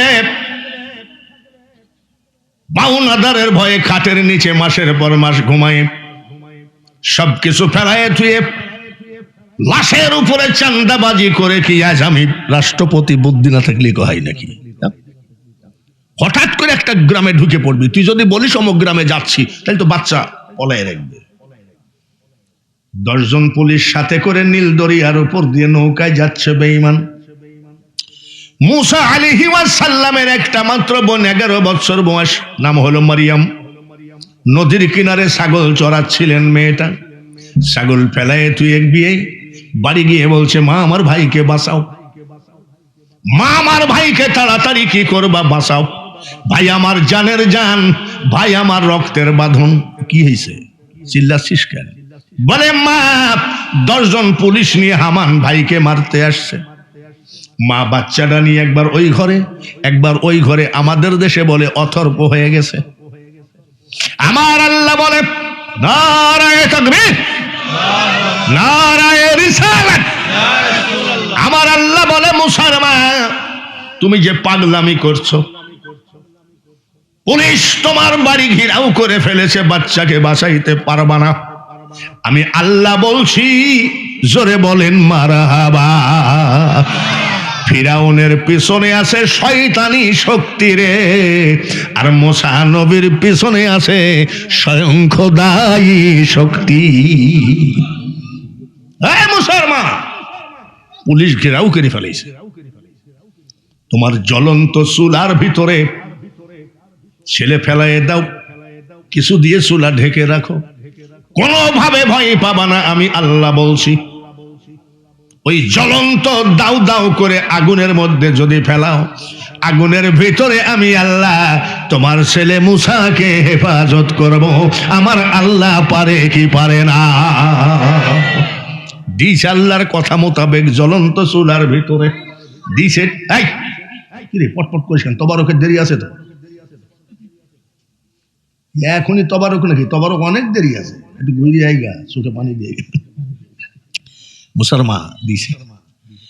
হামান বেঈমান আসলো, বলে এই বাড়িতে কোনো বাচ্চা আছে নাকি? বলে এই যে।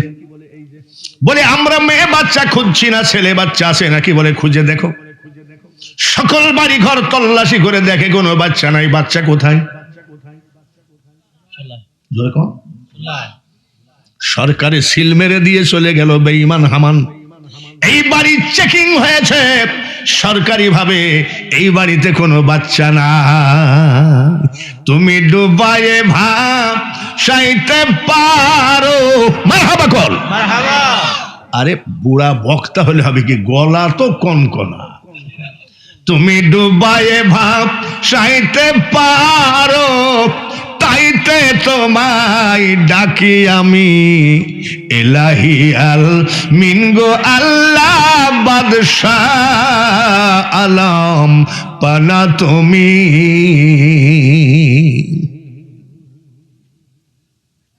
পুলিশ চলে গেল।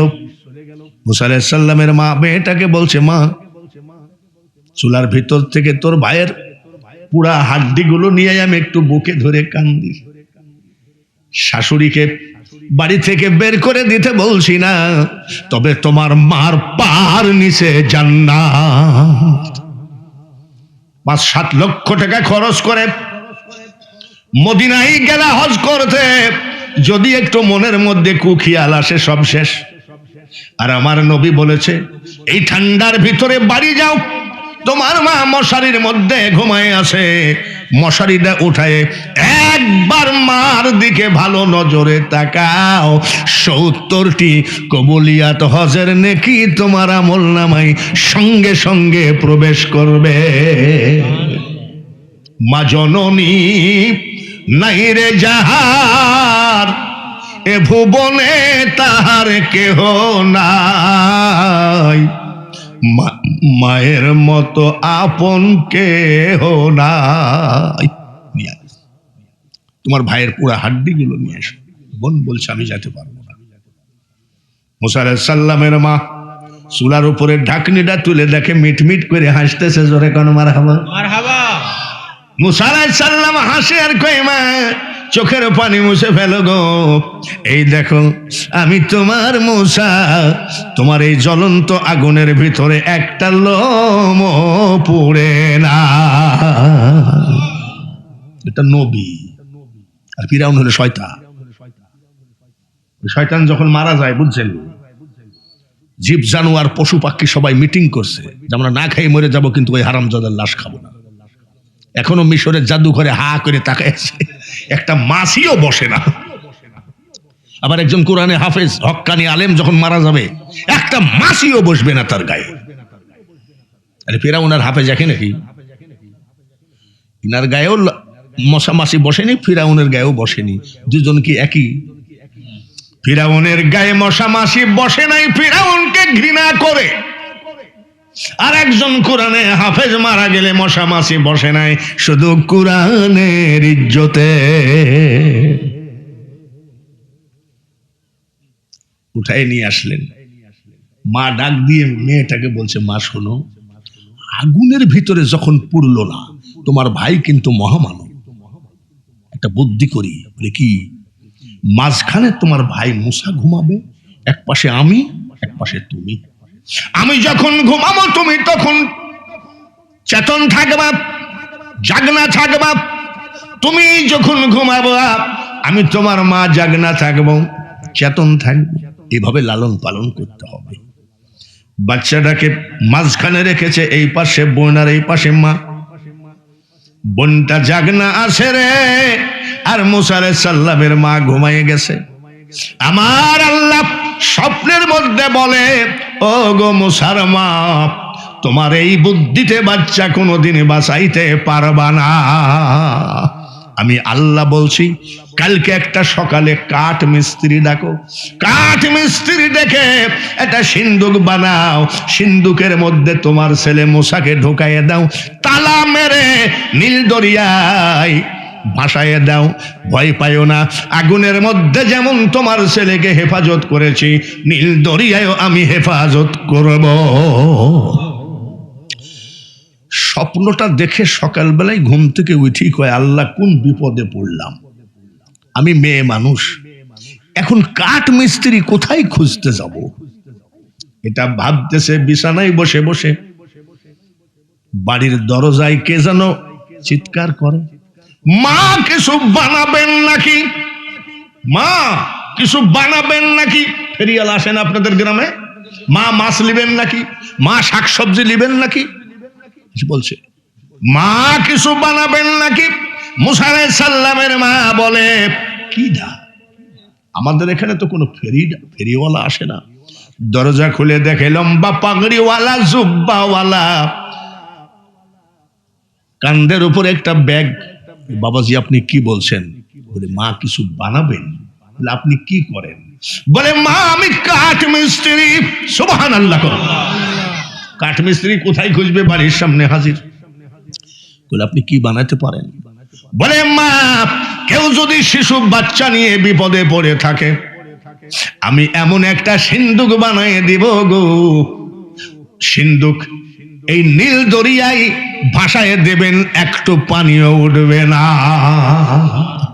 বলে আব্বা আমি বাচ্চাটা নিয়ে খুব বিপদে, এই হারামজাদা ফিরাউন কখন যে মাইরে ফেলে। আব্বা এই নাও টাকা, কাঠ নিয়ে আসো, এই নাও টাকা, পেরেক, পেরেক চিনেন তো? কি আপনাদের দেশে কি কয়? পেরাক নিয়ে আসো, লোহা, পেরেক আর লোহা আনো। বলে মা টাকা লাগবে না গো, আমার ব্যাগের মধ্যে লোহা আর কাঠ আছে, আমার একটু পানি লাগবে। পানি মানে বাটাল ধার দিবে নাকি? ধার দিবে। বলছে পানি আনতেছি। মুসা আলাইহিস সালামের মা পানি আনতে গেছে, কাঠ মিস্ত্রি সিন্দুক বানায় নিয়ে বসে আছে। বাবাজি পানি চাইলেন যে? বলে আগেই কিছু ধার ছিল, ওইটাতেই সেরে দিলাম। মা পছন্দ হয়েছে? বলে তুমি এত সুন্দর কাঠ মিস্ত্রি, হ্যাঁ, তুমি যদি আমার বাড়ির সামনে না আসতাম তোমাকে তো খুঁজেই পেতাম না। বাবা লোহার দাম কত, কাঠের দাম কত? ব্যাগ গুছাচ্ছে কাঠ মিস্ত্রি, বলে মা একটা টাকাও লাগবে না গো, আমি বিপদে যাকে সাহায্য করি তার কাছ থেকে একটা টাকাও নেই না। না বাবা আমার টাকার সমস্যা নাই। কত বলো, বলে না। ব্যাগ গুছায় কাঠমিস্ত্রি কেবল কান্দে ঝুলাইছে। বলে বাবা তাই তোমার মজুরি কত? বলে মা মজুরিও লাগবে না, কাঠের দাম লোহার দাম লাগবে না, কাঠমিস্ত্রি চলে যায়। মুসা আলাইহিস সালামের মা ডাক দিয়ে যায়, কয় কাঠমিস্ত্রি রে তুমি তো চলে যাচ্ছ, তোমার মতো ভালো মানুষ পৃথিবীতে নাই, তোমার নামটা বলে যাও, আমি নামাজ আনতে তোমার জন্য দোয়া করব। কাঠমিস্ত্রি বলছে মাগো আমার জন্য দোয়া করাও লাগবে না। বলি এ কি ব্যাপার, টাকা লাগবে না, মজুরি লাগবে না, দোয়া লাগবে না? বাবা কে তুমি? বলে মা আমি দুনিয়ার কোন কাঠমিস্ত্রি নই গো, আমি হলাম জিবরাইল ফেরেশতা। আল্লাহ তাআলা আমাকে ডাক দিয়ে বললেন জান্নাত থেকে কাঠ নিয়ে যাও, লোহা নিয়ে যাও, আমার বন্ধু মুসা নবীর জন্য একটা সিন্দুক বানিয়ে দাও। তাই আমি নিজে বানিয়ে দিয়ে গেলাম। সিন্দুকের মধ্যে কালকে সকালবেলায় ঢুকাবে, আজকে বাচ্চাটাকে একটু মন ভরে আদর করবে। ফিরাউনের স্ত্রীর নাম হলো মা আসিয়া, উনি জান্নাতি না জাহান্নামী? দুনিয়ায় জীবিত থাকাকালীন যিনি জান্নাত স্বচক্ষে দেখে গেছেন তিনি হলেন মা আসিয়া।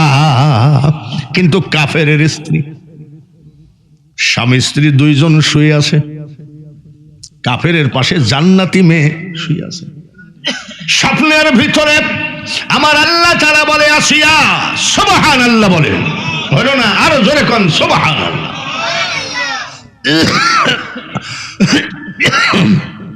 ফিরাউন কয়, ফিরাউন আর আসিয়া ঘুমায় আছে। স্বপ্নের ভিতরে আমার আল্লাহ তাআলা বলেন ও আসিয়া তোমার স্বামী ফিরাউন নীল দরিয়ার পাশে যে বালাখানা বানাইছে, এই বালাখানায় অনেক দিন যাও নাই, অনেক দিন যাও নাই, তুমি একটু যাও, তোমার স্বামীর সঙ্গে বালাখানায় যাইও। দক্ষিণ দিক থেকে একটা সিন্দুক ভাসতে ভাসতে আসবে, ওই সিন্দুকের ভিতরে আমার 3 মাসের বন্ধু মুসা আলাইহিস সালাম থাকবে, তুমি ধরে নিয়ে এসে লালন পালন করবা। আর এই কাফেরের ঘরে হেফাজতের মালিক আমি আল্লাহ।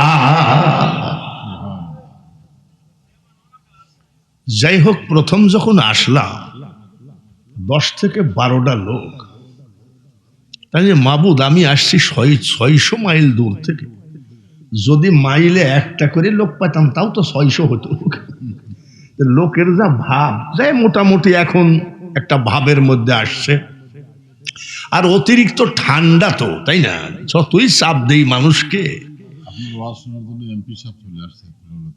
নারায়ে তাকবীর।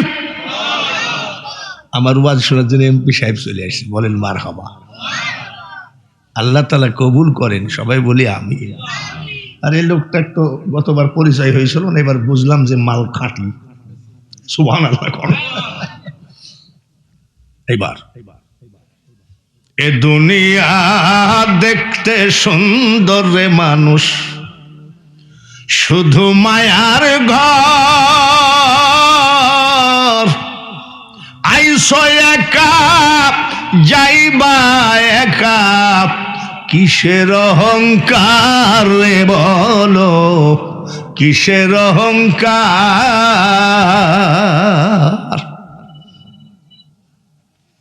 আসিয়াকে বলে দিল। আসিয়া সকালবেলায় উঠে বলছে, এই তুমি আমাকে বিয়ে করেছো, এই পর্দাটা বাচ্চা দিতে পারো নাই, বাদশাহী নিয়ে ব্যস্ত থাকো, বালাখানায় যাও না। ফিরাউনের আবার একটা গুণ ছিল, মা আসিয়া মানে ওনার স্ত্রী যদি ধমক দিত জায়গায় দাঁড়ায় থাকতো, ওনার স্ত্রী যদি বলছে এইটা করো সঙ্গে সঙ্গে করত। অনেকে আছেন আমরা বউ পাগলা, এইখানে নাই এমনও মানুষ। এটা কোন থানা? কুলাউড়া। কুলাউড়া থানার ভিতরে এমনও মানুষ আছে, কুলাউড়ার থানার ওসিকে যা ভয় পায় তার থেকে বেশি ভয় পায় বউকে, এরকম নাই নাকি? আরে এখানে নাই, এরা তো আছে না। তো ফিরাউন ছিল বউ পাগলা। চলো গেছে, বালাখানায় বসে আছে, বারবার মা আসিয়া দক্ষিণ দিকে তাকা। ফিরাউন কয় বারবার দক্ষিণ দিকে তাকাইছো, টেনশন করছো নাকি? বলে আয় চুপ করো, তুমি আমাকে বিয়ে করেছো তাই বলে যে আমি পরাধীন হয়ে গেছি তা না, আমি তাকালে তো তোমার কি? তবে আচ্ছা ওই যে বউ ভক্ত, আচ্ছা ঠিক আছে। দক্ষিণ দিক থেকে সিন্দুক ভাসতে ভাসতে আসে, আসিয়া বলে স্বামী গো একটা সিন্দুক আসতেছে। ওই যে সিন্দুকের মধ্যে আবার মূসা নাই তো, চোরের মন। সিন্দুক আসলো বলে উঠো তুলো। ফিরাউন সিন্দুক তুলতে যায়, সিন্দুক দূরে যায়। ফিরাউন সিন্দুক তুলতে যায়, দূরে যায়। শেষ পর্যন্ত মা আসিয়া মনে করলেন উনি তো আল্লাহর দোস্ত, উনি তো আল্লাহর বন্ধু, এই বেঈমানের হাতে সিন্দুক আসবে না। মা আসিয়া তুললেন। এইবার ফিরাউনকে বলল তালাটা খোলো। ফিরাউন এত চেষ্টা করলো, তালা খুলতে পারলো না। সরো, নিজেকে খোদাই দাবি করো আর একটা সিন্দুক তুলতে পারো না, নিজেকে খোদা বলো, তালা খুলতে পারো না। তালায় হাত দিয়ে মনে মনে বয় বিসমিল্লাহির রহমানির রহিম, সঙ্গে সঙ্গে তালা খুলে গেল। সিন্দুকের ঢাকনি উঠায় দেখে 3 মাসের একটা বাচ্চা হাত পা নাড়ানাড়ি করে আর মিট মিট করে হাসে, জোরে কোন সুবহানাল্লাহ। ফিরাউন কয় ভাবসাব ভালো না, এটাই মনে হয় মূসা, এটাই মনে হয় মূসা।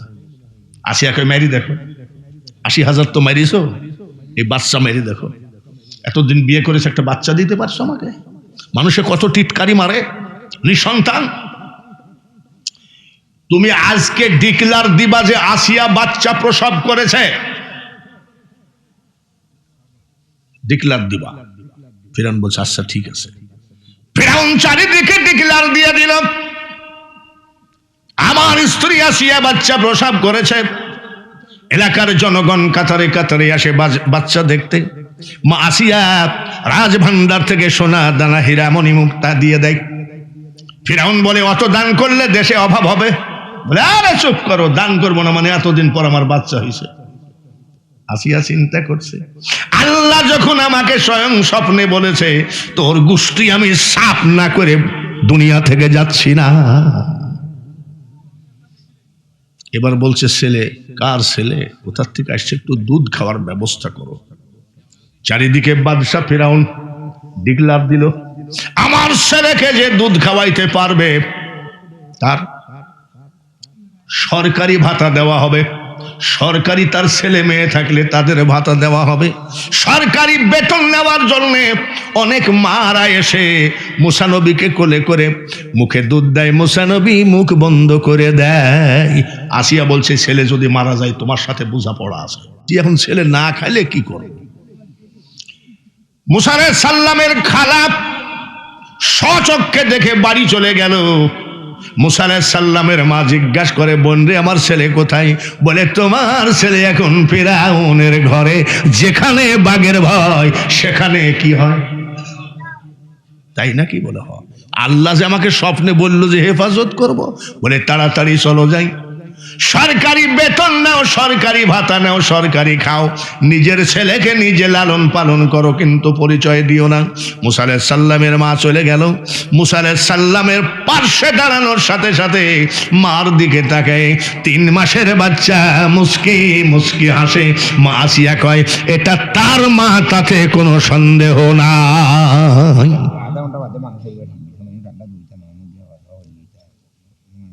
বাদশাহী খাবার, সুবহানাল্লাহ। বাদশাহী খাবার খাইয়ে মুসা নবীর বয়স হলো 3 বছর। জোরে কোন কত? 3 বছরের ছেলেকে মা আসিয়া সুন্দর করে পোশাক পরাইয়ে দিলেন। সুন্দর করে পোশাক পরাইয়ে দেওয়ার পরে বলবো না, মোনাজাত করে দিব। আরে পাগল, সামনেই তো মজার খেলা, মারামারি হবে, ঝামেলা হবে। মুসা আলাইহিস সালাম মার্ডার করবে। কি করবে? মুসা আলাইহিস সালাম কি করবে? মার্ডার করবে। মার্ডার করে ওখান থেকে ছেড়ে চলে যাবে। আল্লাহ তাআলা বলবে শুআয়ব আলাইহিস সালামের বাড়িতে আশ্রয় নাও। আবার শুআয়ব আলাইহিস সালামকে আল্লাহ বলতেছে তোমার বড় মেয়েটার সাথে মুসাকে বিয়ে দিয়ে জামাই বানায় নাও। তোমার ঘরে যে আদম নবীর লাঠি আছে এই লাঠিটা তোমার জামাইকে উপহার দাও। অত দূর যাবো না, মুনাজাত করব। আরে অতিরিক্ত ঠান্ডা দোয়া করে দিই, রাজি আছেননি ইনশাল্লাহ? কিন্তু ইসালে সোয়াব যে ওলি আল্লাহদের কথা তুলাই হলো না। আচ্ছা পরে তুলছি, আগে এটাকে ফয়সালা দিই নাকি? ফয়সালা দিই নাকি? আর যদি বলেন যে অতিরিক্ত ঠান্ডা তাহলে মুনাজাত করে চলেন বাড়ি যাই। কারা কারা শুনবেন হাত তোলেন। শুনবেন তো ইনশাল্লাহ? সবাই রাজি আছেন? ঠান্ডার মধ্যে দ্বিতীয় বক্তা যখন ওয়াজ করে তখন আসেননি কেন? ফাঁকা মাঠ। শুনতে যদি হয় মনে রাখেন মুসা নবীর বয়স 3 বছর। মুসা নবীর বয়স কত? ঘরের মধ্যে টুকটাক করে ঘুরে দেখবেন বাচ্চারা দিন যত যায় তত চেহারা বাড়ে, ঠিক কিনা? 3 বছরের ছেলে, বাদশাহী খাবার। মুসা নবী কয় আসি একটা কথা বলবো। কি এটা? অরিজিনাল মুসা মনে করি আমি কোলে নিই নাই। আজকে মনের মধ্যে বলছে ছেলেটাকে একটু কোলে নি। আসিয়া বলে তুমি যে কোলে নাও না তাতে কোনো বদনাম আসে জানো? নিজের ছেলে হলে বাদশা কোলে নেয় না কেন? না, বয়স কত? একটু জোরে কম। ফিরাউন কয় আয় আব্বা। 3 বছরের আব্বা। হ্যাঁ, লাভ দিয়ে কোলে উঠছে। আদর করে ফিরাউন একটা চুমা দিতে যাবে। 3 বছরের মুসা নবী ঠাস করে একটা বাম হাত দিয়ে চড় মারছে। চিল্লাই উঠছে ওরে বাপ রে। বয়স কত? জোরে বল। নবীও যা তুমিও তা, মোল্লা তুমি বললি আমি শুনবো নাকি? এই কানা মোল্লা মোহাম্মদ যা আমিও। ফিরাউন কয় লোকজন সব চলে আসছে। আল্লাহ তাআলা ফিরাউনকে অপমান করার জন্য, বিশ্বে বেইজ্জতি করার জন্য এই চিৎকারের আওয়াজ 4 মাইল পর্যন্ত পৌঁছায় দিয়েছে। সব লোকজন আসে, ঝাঁপানা কি হয়েছে?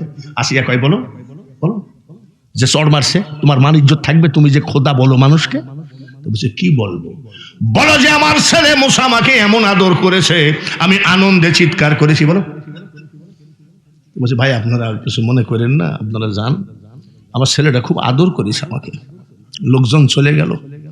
ফিরাউন কয় আসিয়া রে, মানুষকে না হয় বুঝ দিলাম রে, আমার তো মাথা ব্যথা হয়ে গেছে। বলে এই সরে? বলে আমি কি আর বলবো, আমার চোখের সামনে আমি জুনি পোকা দেখি।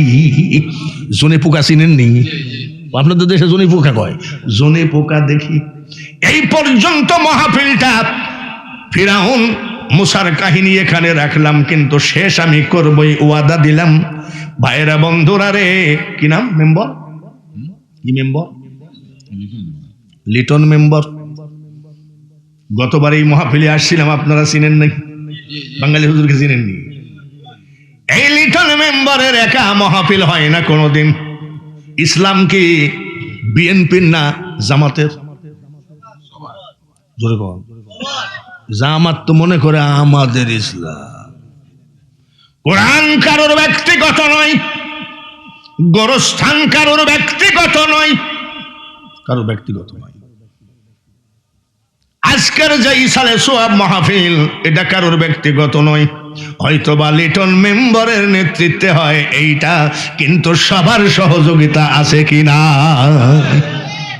আপনাদের অনুরোধ করা লাগবে না, বাঙালি হুজুর মুসা আলাইহিস সালামের ওয়াজটা সম্পূর্ণ করবে ইনশাআল্লাহ, কথা দিলাম।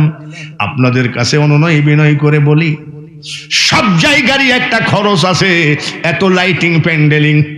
আমার কানের কাছে বলা হয়েছে যে হুজুর একটু যে যা দেয় আল্লাহর ওয়াস্তে একটুখানি টেবিলের উপরে আপনার পকেটের কয়টা টাকা কি রেখে যাওয়া যায়। আমি মুসাফির হালে দোয়া করব আল্লাহ যেন আপনাকে কাফনের কাপড় পরানোর আগে একবার হজের কাপড় পরায় দেয়। উঠে আসেন তো। 10,000, 20,000, 50,000 জানি না, যে যা পারেন একটু টেবিলের উপরে রাখেন। এত বড় একটা ইসালে সোয়াব মাহফিল, এত বড় একটা ওয়াজ মাহফিল একটু সহযোগিতা করতে পারবেন কিনা? 50 টাকা থাকলে 25 টাকা দেন, 100 টাকা থাকলে 50 টাকা দেন, একটুখানি হলো দানের হাতখানা বাড়ান। এই ঠান্ডার ভিতরে আমি মুসাফির দোয়া করে যাই, এই যে মানুষটা কয়টা টাকা দিল, আমি দোয়া করি ওর পকেট যেন জীবনের টাকা। নারায়ণ! আরে বুড়া মানুষ গলায় বাইদি গেলে সুটা বানা নাকি? আল্লাহ তাআলার কাছে দোয়া করি, আল্লাহ ওই হাতখানা জীবনে কোন মুনাফিকের কাছে টাকার অভাবে নিচু বানাইও না, একবার বলেন আমিন। গত বছর আপনারা অনেক, একজন দিছে 1500, আর একজন দিছে 1000। খুব তাড়াতাড়ি আসা লাগবে বাবা, তার কারণ এই গীত গাওয়ার জন্য সময় নষ্ট করা যায় না, আসল ওয়াজের ভিতরে যাওয়া লাগবে। গত 5000 টাকা 365 দিন পরে এই মাহফিল আবার আসবে। একটা লোক ওয়াদা দেন যে হুজুর ইনশাআল্লাহ যদি বাঁচায়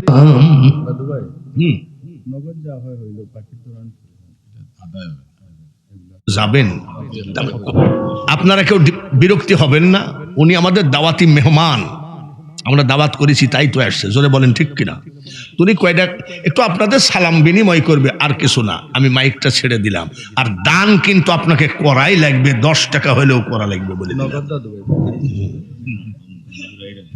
বিসমিল্লাহির রহমানির রহিম। হাজিরিন মজলিস, আসসালামু আলাইকুম। আমার পরিচয় আপনারা হয়তো অনেকেই জানেন।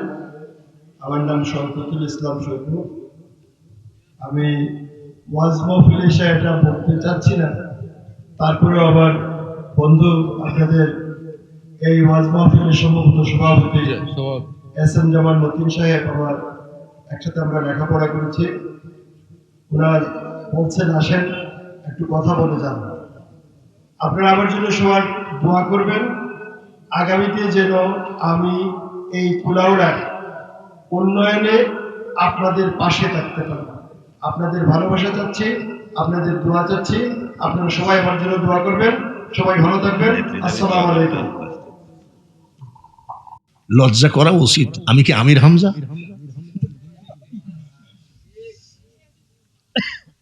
ওই যে এক মহিলা গান গায় না, গান গায় তো এখন জেলখানায় আছে, কি নাম তাকে জানে? কি নাম? মমতাজ। একটা গান গায় তো না, এসব ফাইটটা যায় মাইটটা যায় বাঙালি হুজুর কার কয় না, ওরকম বহুত গান জানা আছে। মমতাজের গান একটা মারাত্মক গান। দয়াল আমার, দয়াল মানে কে? দয়াল আমার এই পথ দিয়া আসবে রে, আমি সদাই থাকি পন্থ পানে চায়া। গানটা কিন্তু মজার। মমতাজ বলতেছে দয়াল আমার এই পথ দিয়ে আসবে তাই তাকাইয়ে থাকি। আর আমি বাঙালি হুজুর বলি, ওরে বাউল ওরে বয়াতি, দয়াল কারোর বাড়িতে যায় না রে, দয়ালের সম্পর্ক একমাত্র নামাজির সাথে। আসসালাতু মিরাজুল মুমিনিন। আর তুমি নামাজ নাই, রোজা নাই, পেশাব ফিরে পানি লেওয়া নাই, টান মাল্লা এক তারাই। দয়াল আমার এই পথ দিয়া আসবে রে, আমি গানে টান দিই না কি জন্য, ওরা যখন দেবে তো তখন বলবে বুড়া মানুষও গান গায়। এই দেশে এমনও বক্তা আছে পরিমণির কথা বলে, ঐশ্বরিয়া রায় বিশ্ব সুন্দরীর কথা বলে, রশ্মিকা মান্দানার কথা বলে। ওয়াজের মধ্যে এসব বাজে কথা বলা হারাম। ওয়াজের মধ্যে বলো দেখে নবীর মুজিজা, ভাগ্যবতী মা খাদিজা জীবন যৌবন করিলেন অর্পণ। দয়ার নবী নূরের নবী গো, তুমি নবী আমার জীবনের জীবন। এমন গান করো, এমন গজল বলো, মানুষের যেন নবীর প্রতি বেশি মহাব্বত হয়ে যায়। রহমাতাল লিল আলামিন তুমি উম্মতের জাবিন, তুমি আমার নির্ধনী আর ধন দয়ার নবী, নূরের নবী গো।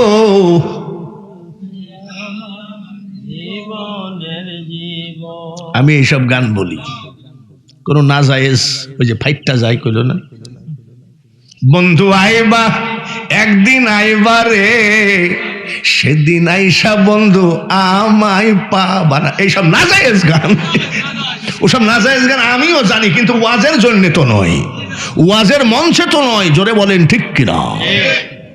কত বছর বয়স? এক সরে কি দেখে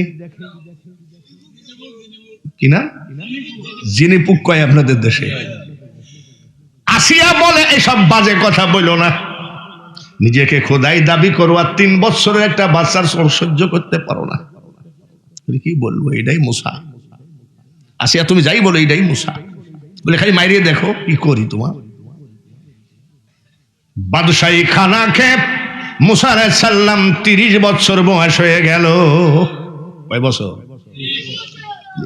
3 বছরে যদি চোর মাইরে ফিরাউনের কান নষ্ট করে দেয়, এইবার 30, বিশাল জওয়ান।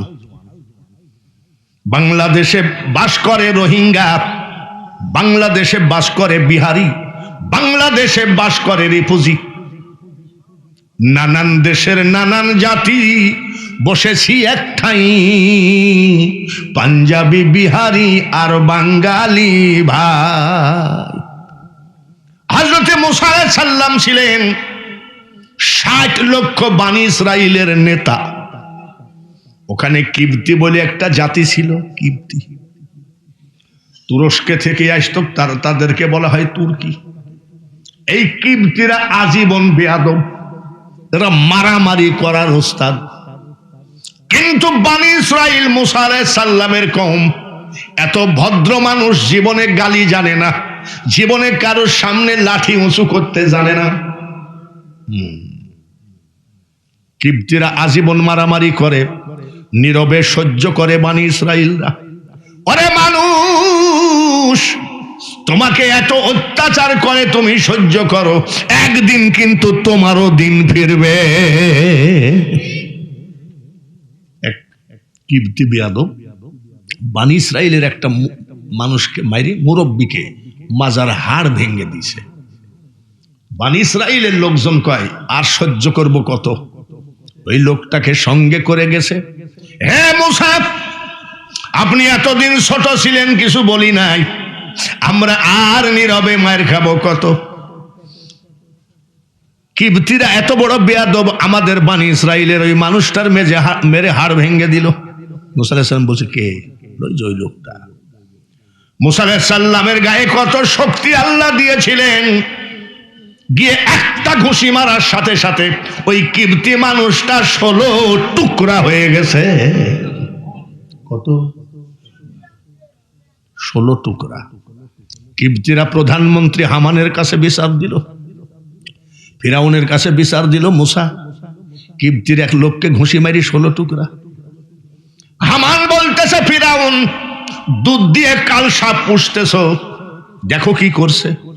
তাই না, দরজা বন্ধ কর। হামান দরজা বন্ধ করছে। ফিরাউন কয়, এটা অরিজিনাল মুসা, আমি আসিয়ার ভয়ে কিছু বলি নাই। একটা ঘুষি বাইরে 16 টুকরা বানাইয়ে দিয়েছে, কি আর বলবো রে। ওই যে 3 বছর বয়সে একটা চড় মারিছিল, আমি লজ্জাই বলি নাই, এখনো আমার মাথা ধরা সারে না। মেরে ফেল, দেখ। ওয়ারেন্ট জারি করলো। ওয়ারেন্ট মানে গ্রেপ্তারি পরোয়ানা, গ্রেপ্তারি পরোয়ানা। মুসা নবী অরিজিনাল মার্ডার করেছে, তাকে ধরে নিয়ে আই, জেলখানার ভিতরে ঢুকায় তোর ইচ্ছা মতো মেরে ফেল। রাষ্ট্রপতি ফিরাউন সিগনেচার করে দিল, সিল মেরে দিল, যা। এটা ওয়ারেন্ট মানে গ্রেপ্তারি পরোয়ানা। এই গ্রেপ্তারি পরোয়ানা মার্ডার কেসের আসামি বানায় করলো প্রধানমন্ত্রী হামান। বালিশের নিচে রেখে দিয়ে মিট মিট করে হাসছে, মুসা রে, তোর উপরে আমার জীবনের বহুত রাগ আছে, আমি ইচ্ছা মতো তোকে মারবো, ইচ্ছা মতো তোকে মারবো। আচ্ছা, যে মুসাকে আল্লাহ আগুনের মধ্যে বাঁচাইলো, নীল দরিয়ায় বাঁচাইলো, মার্ডার কেসের আসামি যতই হোক আল্লাহ বাঁচাইতে পারে কি পারে না? আরে বালিশের তলে রেখে দিয়েছে গ্রেফতারি পরোয়ানা, মানে ওয়ারেন্ট। আমার আল্লাহ মুসাকে স্বপ্নের মধ্যে, মুসা ঘুমায় আছে, স্বপ্নের মধ্যে বলে, মুসা গো, আসলে তুমি মার্ডার কেসের আসামি, তুমি যে মার্ডার করেছো তাতে কোনো সন্দেহ নাই, তোমার নামে ফিরআউন আর হামান গ্রেফতারি পরোয়ানা জারি করেছে, কালকে তোমাকে অ্যারেস্ট করবে, জেলখানায় তোমাকে ইচ্ছা মতো মনের মতো মারবে, সকাল বেলায় উঠে নীল দরিয়া পাড়ি দিয়ে চলে যাবা, ওই এলাকায় আমার একটা বন্ধু আছে যার নাম শুআইব আলাইহিস সালাম, তার বাড়িতে তুমি আশ্রয় নিবা। মুসা আলাইহিস সালামকে বলছে, স্বপ্নের মধ্যে আল্লাহ শুআইব আলাইহিস সালামকে বলে দেয়, শুআইব, কালকে আমার বন্ধু বনি ইসরাইলের নেতা মুসা আলাইহিস সালাম আসবে, আমি আল্লাহ বলছে তোমার বড় মেয়েটার সাথে বিয়ে দিয়ে জামাই বানাইয়ে নিও, তোমার ঘরে যে আদম নবীর লাঠি আছে এই লাঠিটা জামাইকে বকশিশ দিয়ে দিও। ওইদিকেও বলেছে, মুসাকেও বলছে। সকালবেলায় উঠে মুসা আলাইহিস সালাম নদী পাড়ি দিয়ে চলে যায়। কোথায় কার বাড়ি যাবে? শুআইব আলাইহিস সালামের বাড়ি বা কোথায়? যেতে যেতে দেখে একটা কুয়া, কুয়ার সামনে দুইটা মেয়ে দাঁড়িয়ে আছে, যুবতী, পানির কলস আছে, পানির জগ আছে, কয়টা ছাগল আছে। মুসা আলাইহিস সালাম বলছে, বোন গো, আপনারা এখানে দাঁড়িয়ে আছেন কেন? বলে, ভাইজান, এই কুয়ার পানি আমরা খাই, ছাগল খাই, গরু খাই, আমরা এই কুয়ার পানি দিয়ে রান্না করি, এই কুয়া যে পাথর দিয়ে ঢাকা, এই পাথরটা সরাইতে 7 জন মানুষ লাগে, কামলা ছুটি হবে, পাথরটা সরাবে, তারপরে আমরা ছাগলকে পানি খাওয়াবো, নিজেদের খাওয়ার পানি নিয়ে যাব। তাই নাকি? বলে, হ। কামলা ছুটি কখন হবে? বলছে, এখন 1 ঘন্টা মতন লাগবে। মুসা আলাইহিস সালাম বলছে, আপা, কি বলে, বোন গো, দেখি তো কিছু করা যায় নাকি। এক হাত দিয়ে পাথরখানা সরাইয়ে দিয়েছে, জোরে কন মারহাবা। মেয়ে দুটো মিটমিট করে হাসে, 7টা লোক লাগে পাথর সরাই, তার উনি 1 হাত দিয়ে সরাইয়ে দিল। মুসা আলাইহিস সালাম বলছে, বোন গো, আপনারা হাসেন কেন? হাসছি ভাইয়া, কিছু মনে করবেন না, এই পাথরটা সরাইতে 7টা কামলা লাগে, আর আপনি 1 হাত দিয়ে সরাইয়ে দিলেন, এত শক্তি? বলে, শক্তি তো আমার নয় বোন, শক্তি তো আল্লাহর। এইবার মুসা আলাইহিস সালাম পানি উঠায় দিয়ে কলস ভর্তি করে দিলেন, ছাগলদেরকে পানিগুলো খাওয়াইয়ে দিলেন। মেয়ে দুইটা চলে যাচ্ছে। মুসা আলাইহিস সালাম জিজ্ঞাসা করে, বোন গো, আপনাদের পরিচয় কি? মেয়ে দুইটা বলে, আমি শুআইব আলাইহিস সালামের বড় মেয়ে, আমার নাম গফুরা, আর ওটা আমার ছোট বোন, তার নাম সফুরা। চলে গেল 2টা মেয়ে। শুআইব আলাইহিস সালাম বলছে, মেয়ে রে, এখনো তো কামলা ছুটি হয় নাই, পানি পালি কোথায়? বলে, আব্বা, সে এক বিশাল কাহিনী, একটা যুবক ছেলে 1 হাত দিয়ে সরাইয়ে দিল, এত শক্তিমান পুরুষ আব্বা পৃথিবীতে আছে, অবাক হয়ে গেলাম। বলে, ছেলেটা দেখতে কেমন? বলে, ছেলেটা সুন্দর, কিন্তু মনে হয় মুখটা শুকনা গো আব্বা, মনে হয় খিদা লাগছে, খাই নাই। বলে, তোর এত বড় উপকার করে দিল, ডাকলি না কেন? 2টা বোন এসে মুসা নবীকে ডেকে নিয়ে গেল, বড় মেয়ের সাথে বিয়ে দিয়ে জামাই বানায় নিলেন, আদম আলাইহিস সালামের হাতের লাঠি দিলেন। এই সেই মুসা আলাইহিস সালামের হাতের লাঠি হলো কেরামত, জোরে বলেন মারহাবা। আর হযরত সুলাইমান আলাইহিস সালামের হাত কি বলে, কেরামতি হলো আল্লাহর দেওয়া আংটি। এইবার যদি কোনোদিন আসি, সুলাইমান আর বিলকিসের কাহিনী বলবো, জবান দিয়ে গেলাম, যদি সুযোগ হয়। বাবাজি রে, সুলাইমান আলাইহিস সালাম হলো খোদাই শক্তি, আর বিলকিস হলো দুনিয়াবি শক্তি, ফিরাউন হলো শয়তানি শক্তি, আর মুসা হলো আল্লাহর শক্তি, নমরুদ হলো শয়তানি শক্তি, আর জাতির পিতা ইব্রাহিম আলাইহিস সালাম হলো খোদার শক্তি। জোরে বলেন ঠিক কিনা? আজকে আমি এমন একটা বিপদের মধ্যে পড়ে গেলাম, ফিরাউন আর মুসার কাহিনী পরিপূর্ণ করতে গিয়ে। আজকে যে বড় পীর আব্দুল কাদের জিলানীর যে আজকে মাহফিল সেটা বলা হলো না, কিন্তু গতবার কিন্তু আমি আব্দুল কাদের জিলানীর ওয়াজ করেছিলাম, জোরে বলেন ঠিক কিনা। যখন বিদায় তো হবই, আপনারাই বিদায় হবেন। আব্দুল কাদের জিলানী কত বড় ওলি, এক লোক দাওয়াত দেয়, দাওয়াত লেয় না, দাওয়াত দেয়, দাওয়াত লেয় না। 12 বছর লোকটা গৌসে পাককে দাওয়াত দেওয়ার জন্য ঘুরে দাওয়াত নিল না। এইবার রমজানের সময় এক লোক বলছে, হুজুর আমার বাড়িতে একটু ইফতারির দাওয়াত নেন, মাগরিবের নামাজ পড়ে চারটে খাওয়া দাওয়া করবেন। গৌসে পাক বলছে আলহামদুলিল্লাহ, দাওয়াত গ্রহণ করলাম। ওই লোকটা বলছে আমি 12 বছর ঘুরছি, আমার দাওয়াত লাই না। আর এই লোকটা বলার সাথে সাথে দাওয়াত নিল, আমি কোন অপরাধ করেছি? এইবার দাওয়াত ছিল ইফতারি করার পরে মাগরিবের নামাজ পড়বে, ওই বাড়িতে গৌসে পাক খাওয়া দাওয়া করবে। খাওয়া দাওয়া করে চলে আসলো, দরবারে কিছু লোক আলোচনা করছে খাবার কেমন বা হলো, ইফতারি কেমন বা হলো, গৌসে পাক কি বেজার হলো কিনা। আর একজন বলছে তুমি কি বলতেছো? বলছে আমার বাড়িতে ইফতারি করলো, কেমন হলো? আমার বাড়িতে ইফতারি করেছে। আর একজন কয় এই ফাজিল কোথাকার, আমার বাড়িতে ইফতারি করে মাগরিব পড়েছে, খাওয়া দাওয়া করছে। এইভাবে 40টা মানুষ ঝামেলা করে আমার বাড়িতে খাইলো, আমার বাড়িতে খাইলো। 40টা মানুষ গেছে হুজুর গৌসে পাক একটা কথা বলবো। বলে কি? বলেন তো আপনি কার বাড়িতে ইফতারি করেছেন, কার বাড়িতে মাগরিব পড়ে খেয়েছেন? পিরানে পীর দস্তগীর মাহবুবে সুবহানী গৌসে সমদানি মহিউদ্দিন আব্দুল কাদের জিলানী বলে কেন? বলে হুজুর আপনি আমার বাড়ি খান নাই? বলে তুমি কি বলছো, আমার বাড়ি খান নাই? বলে গাছের দিকে তাকাও, কি দেখা যায়? বলে পাতা দেখা যায়। বলে কত পাতা? বলে কোটি কোটি পাতা। চোখটা বন্ধ করো। এই 40টা মানুষ চোখটা বন্ধ করলো, বলে চোখ খোলো, এইবার গাছের পাতার দিকে তাকাও, কি দেখা যায় বলো? হুজুর গৌসে পাক গো, প্রত্যেকটা পাতার উপরে আব্দুল কাদের জিলানীর চেহারা দেখা যায়।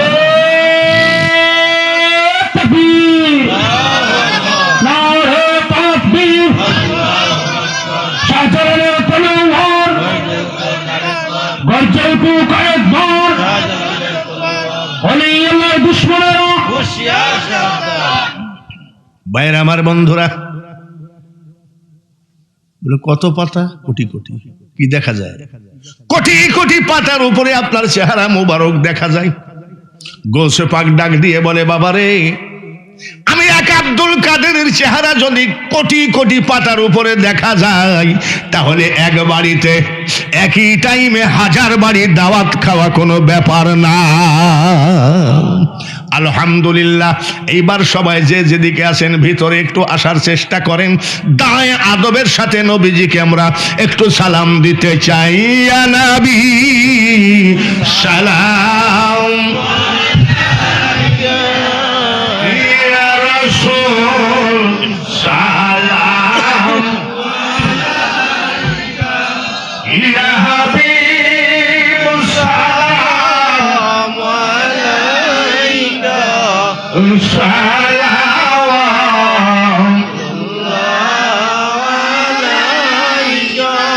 নবীদের সম্রাট সাজিয়া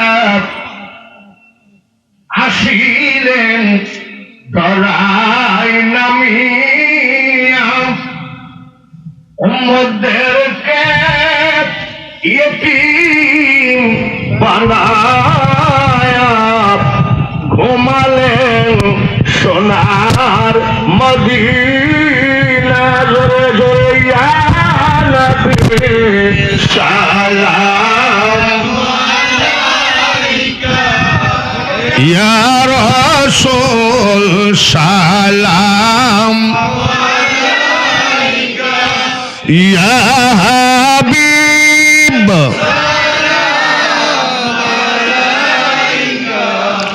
সালাম,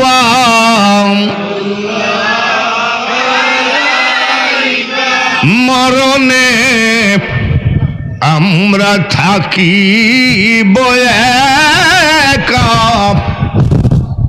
কবরে থাকি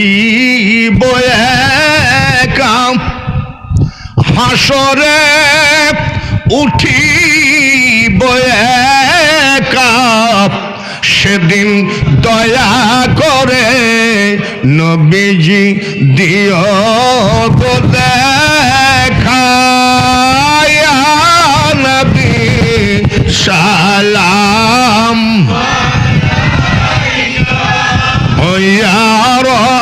রাসূল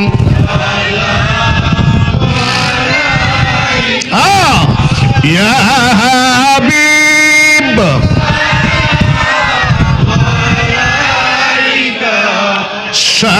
সালাওয়াত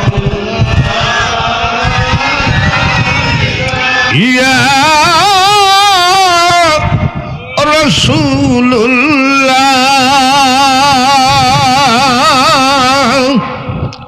ইয়া হাবিবাল্লাহ।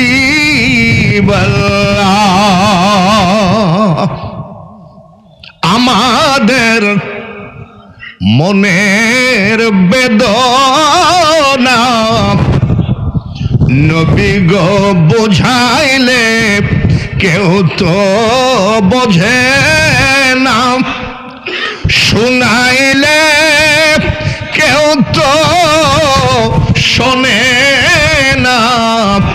এমন যেতে চাই সোনার মদিনা, ইয়া নবী সালাম ইয়া রাসূল সালাম ইয়া হাবিব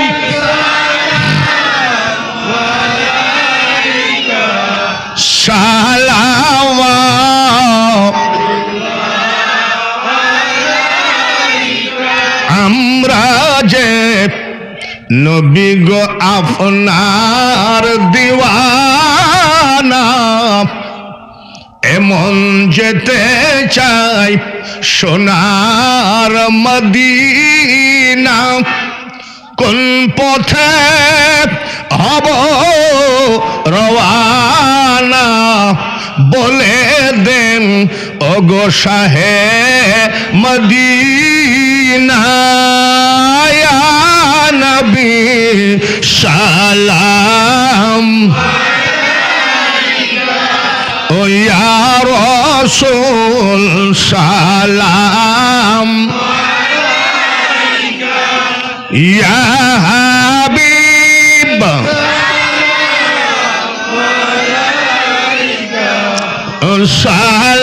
সালাওয়াত ইয়া রব্বি সাল্লি ওয়া সাল্লিম দাইমান আবাদা আলা নবিয়িকা খায়রি খালকি কুল্লিহিম।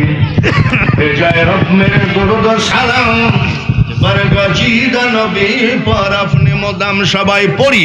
বালাগালুলা বিকামালিহি কাশাফাদ দুজা বিজামালিহি হাসনাত জামিউ খিসালিহি সাল্লু আলাইহি ওয়া আলিহি সাল্লিমু ইয়া কওম বাল সাল্লু আলা সদরিল আমিন মুস্তাফা মা জা ইল্লা রাহমাতাল লিল আলামিন। সবাই বলি আমিন। তো পরিমাণ ঠান্ডা, 10টায় মাইক ধরেছি 12:30, 2.5 ঘন্টা। 2.5 ঘন্টার ভিতরে কোনো রেস্ট আছে? কামলা দিতে গেলেও তো একটু বিড়ি টিড়ি খায়, আর এখানে মাইক ধরলে আর কোনো রেস্ট নাই। আপনারা খুশি আছেন তো ইনশাল্লাহ? সবাই এই মাহফিলকে যেন আল্লাহ তাআলা কবুল করেন। সবাই বলি মেম্বার আছে নাকি? মেম্বার কই? নাই? এই মাহফিলকে আল্লাহ যেন কবুল করেন। সবাই বলি আমিন। আজকের মাহফিল হচ্ছে গৌসে পাক আব্দুল কাদের জিলানী রহমতুল্লাহ আলাইহি, হযরত হাজী সৈয়দ মুলফত উদ্দিন রহমতুল্লাহ আলাইহি ইসালে সোয়াব। এই মাহফিল কিয়ামত পর্যন্ত আল্লাহ যেন কবুল করে। সবাই বলি আমিন। ফিরাউনের মতন চোরকে যদি, ফিরাউন কিন্তু আসলে চোর, কাফনও চুরি করত, তো ফিরাউনের মতন চোরকে যদি আল্লাহ প্রধানমন্ত্রী বানাইতে পারে, তো আমার মেম্বারকে এরকম লক্ষ মানুষের তবারক খাওয়ানোর টাকাও দিতে পারে। সবাই বলে না? আমার এই হাত দিয়ে 10 বার কাবা জিয়ারত করেছি। গত রমজানের আগের রমজান, ফুল রমজান মাস আমি মক্কায় মদিনায় চোখের পানি ঝরাইয়ে কাঁদছি। 6টা খেজুর, 1 গিলাস পানি, ইফতারি। আচ্ছা, আমরা কি এরম ইফতারি খাই নাকি? আপনারা কি 6টা খেজুর আর 1 গিলাস পানি দিলে ইফতারি হয়ে যাবে? প্লেট ভর্তি করে আমরা খাওয়া লোক, তাই না? 6টা খেজুরে 1 গিলাস পানি খাই আত্মা নষ্ট হয়ে যায়। 2টা রোজা কষ্ট করে করলাম। 2টা রোজার পরে সবুজ গম্বুজ দিকে তাকায় বলছি, হুজুর আপনি কিছু মনে করেন না যে আমি কিন্তু খানিয়ালা দেশের লোক, আমাদের প্লেট ভর্তি না হলে ইফতারি আত্মা ভরে না। এই 6টা খেজুর খাই আমি আর পারছি না। 2জন ওহাবি মৌলবী মৌলানা জিজ্ঞাসা করে, কি কোন কার সাথে? আমি আমার নবীর সাথে কথা বলছি। হুজুর আপনি কিছু ইফতারির ব্যবস্থা করেন। বলছে আপনারা শিরক। আমি শিরকই করি। নবীজিকে বলে যাচ্ছি, রাস্তার উপরে 2টা লোক তর্ক করতেছে, মালয়েশিয়ার লোক ইফতারি বানাতে পারে, আর এক লোক রাখ বাংলাদেশি লোক ইফতারি বানাতে পারে। 2জনে ঝগড়া করতেছে। আমি ভাই ইফতারি কোন জায়গায় গো ভাই? তো বলছে এখান থেকে যাই নিচে একটা দোকানে ইফতারি বানাই, এরা সব বাংলাদেশি। যাই দেখি যে ওরা ইফতারি তো করা হয়ে গেছে, ওই ইফতারি বাইসে গেছে, ওগুলো গামলার ভিতরে করে নিয়ে সুন্দর করে মাখায় খাচ্ছে। এমন সময় আমি হাজির। যাই দেখি ওরা আমার ওয়াজ শুনতেছে আর ইফতারি খাচ্ছে। আমি গেছি, হুজুর আপনি একবার আমার দিকে তাকাই, একবার আমার দিকে তাকায়, একবার কোন দিক তাকায়? আমি ভাই ওই যে যার ওয়াজ শুনতেছেন সে আপনি। আমি কি ব্যাপার? বলে আপনারা ইফতারি বানান নাকি? বলছে হ্যাঁ, 1 মাসের জন্য ভিসা করে আসি, উমরাও করে যায়, ইফতারিও বানাই। তাই ভাই আজ 2 দিন শুধু 4টি খেজুর, 6টা খেজুরের 1 গিলাস পানি খেয়ে আমার আত্মা নষ্ট হয়ে গেছে। গামলাই করে ইফতারি দিব, সেটা খান। বলে হুজুর আমরা যখন ইফতারি বানানো শুরু করি বড় বক্সে আপনার ওয়াজ বাজাই, আপনার ওয়াজ ছাড়া মজা লাগে না। আর আপনি আমাদের ঘরে, আমরা অবাক হয়ে যাচ্ছি, ইফতারি খাচ্ছি আর গান গাচ্ছি। রহমাতাল লিল আলামিন মারহাবা, তুমি উম্মতের জাবিন, তুমি আমার নির্ধনিয়ার ধন, দয়ার নবী নূরের নবী গো, আপনি নবী আমার জীবনের জীবন। আমার নবী জিন্দা না মরা? জোরে কোন? কেউ যদি মরা বলে তাদের দলে আমরা নাই, আমরা জিন্দা নবীর পক্ষে। জোরে বলেন ঠিক কিনা? আমার নবী মাটি দিয়ে বানানো না নূর দিয়ে বানানো? কদ জাকুম মিনাল্লাহি নূরুন ওয়া কিতাবুম মুবিন। আমরা নূরের নবীর পক্ষে রে, আর তোরা মাটির নবীর পক্ষে থাকে মরগা। একবার সূরা ফাতিহা পড়বো, 3 বার সূরা ইখলাস পড়বো, 11 বার দুরূদ শরীফ পড়বো। আল্লাহর ওলি যে ঘুমায় আছেন ওনার একটু খোরাকি দেওয়া লাগে কি লাগে না? তাহলে আমাদের মুখে যদি 1 বার সূরা ফাতিহা পাঠ করি, 3 বার সূরা ইখলাস পাঠ করি, 11 বার দুরূদ শরীফ পাঠ করি, একটু জিয়ারত নাইল, আল্লাহ যেন তাকে এই মাহফিল টুঙ্গি কি জানি বলে, টুঙ্গিতে বিশ্ব ইস্তেমা তামান কুড়ায়ে কাড়ায়ে, ওই আল্লাহ যেন মেম্বরকে তার থেকে বেশি ধন দৌলতের মালিক বানায়। এদেশের মানুষ শুধু খাবে আর ওয়াজ শুনবে। আজ 1 দিন ব্যাপী, 1 দিন হবে 2 দিন ব্যাপী, আরো হবে 3 দিন ব্যাপী, এইভাবে চলতেই থাকবে। সব রাজি আছেন তো ইনশাআল্লাহ? এবার আমরা দোয়াগুলো পড়ি সবাই। বিসমিল্লাহির রহমানির রহিম, আলহামদুলিল্লাহি রাব্বিল আলামিন, আর রহমানির রহিম, মালিক ইয়াউমিদ্দিন, ইয়াকা না'বুদু ওয়া ইয়াকা নাস্তাঈন, ইহদিনা সিরাতাল মুস্তাকিম, সিরাতাল লাযিনা আন'আমতা আলাইহিম গায়রিল মাগদুবি আলাইহিম ওয়ালাদ-দাল্লিন। 50,000 লালন গীতি গাইলে নেকি হবে কয়টা? একটাও না। আর 3 বার সূরা ইখলাস পড়লে নেকি হবে 1 খতম কোরআনের। পড়েন সবাই বিসমিল্লাহ। সবাই হাতখানা তুলে দেন। কান্না আসবে না জানি, সব পাষাণ হয়ে গেছে, গীবত করে, মুনাফিকি করে, অযথা মানুষের বদনাম করে, এগুলো পাষাণ হয়ে গেছে, একটু চোখটা দিয়ে চোখের কোণাটা একটু ভিজানোর চেষ্টা করেন। আল্লাহুম্মা আমিন। আল্লাহুম্মা আনতাস সালাম ওয়া মিনকাস সালাম ওয়া ইলাইকা ইয়ারজিউস সালাম হাইয়িনা রব্বানা বিস সালাম ওয়াদখিলনা দারাকা দারাস সালাম তাবারাকতা রব্বানা ওয়া তাআলাইতা ইয়া জাল জালালি ওয়াল ইকরাম রব্বির হামহুমা কামা রব্বায়ানি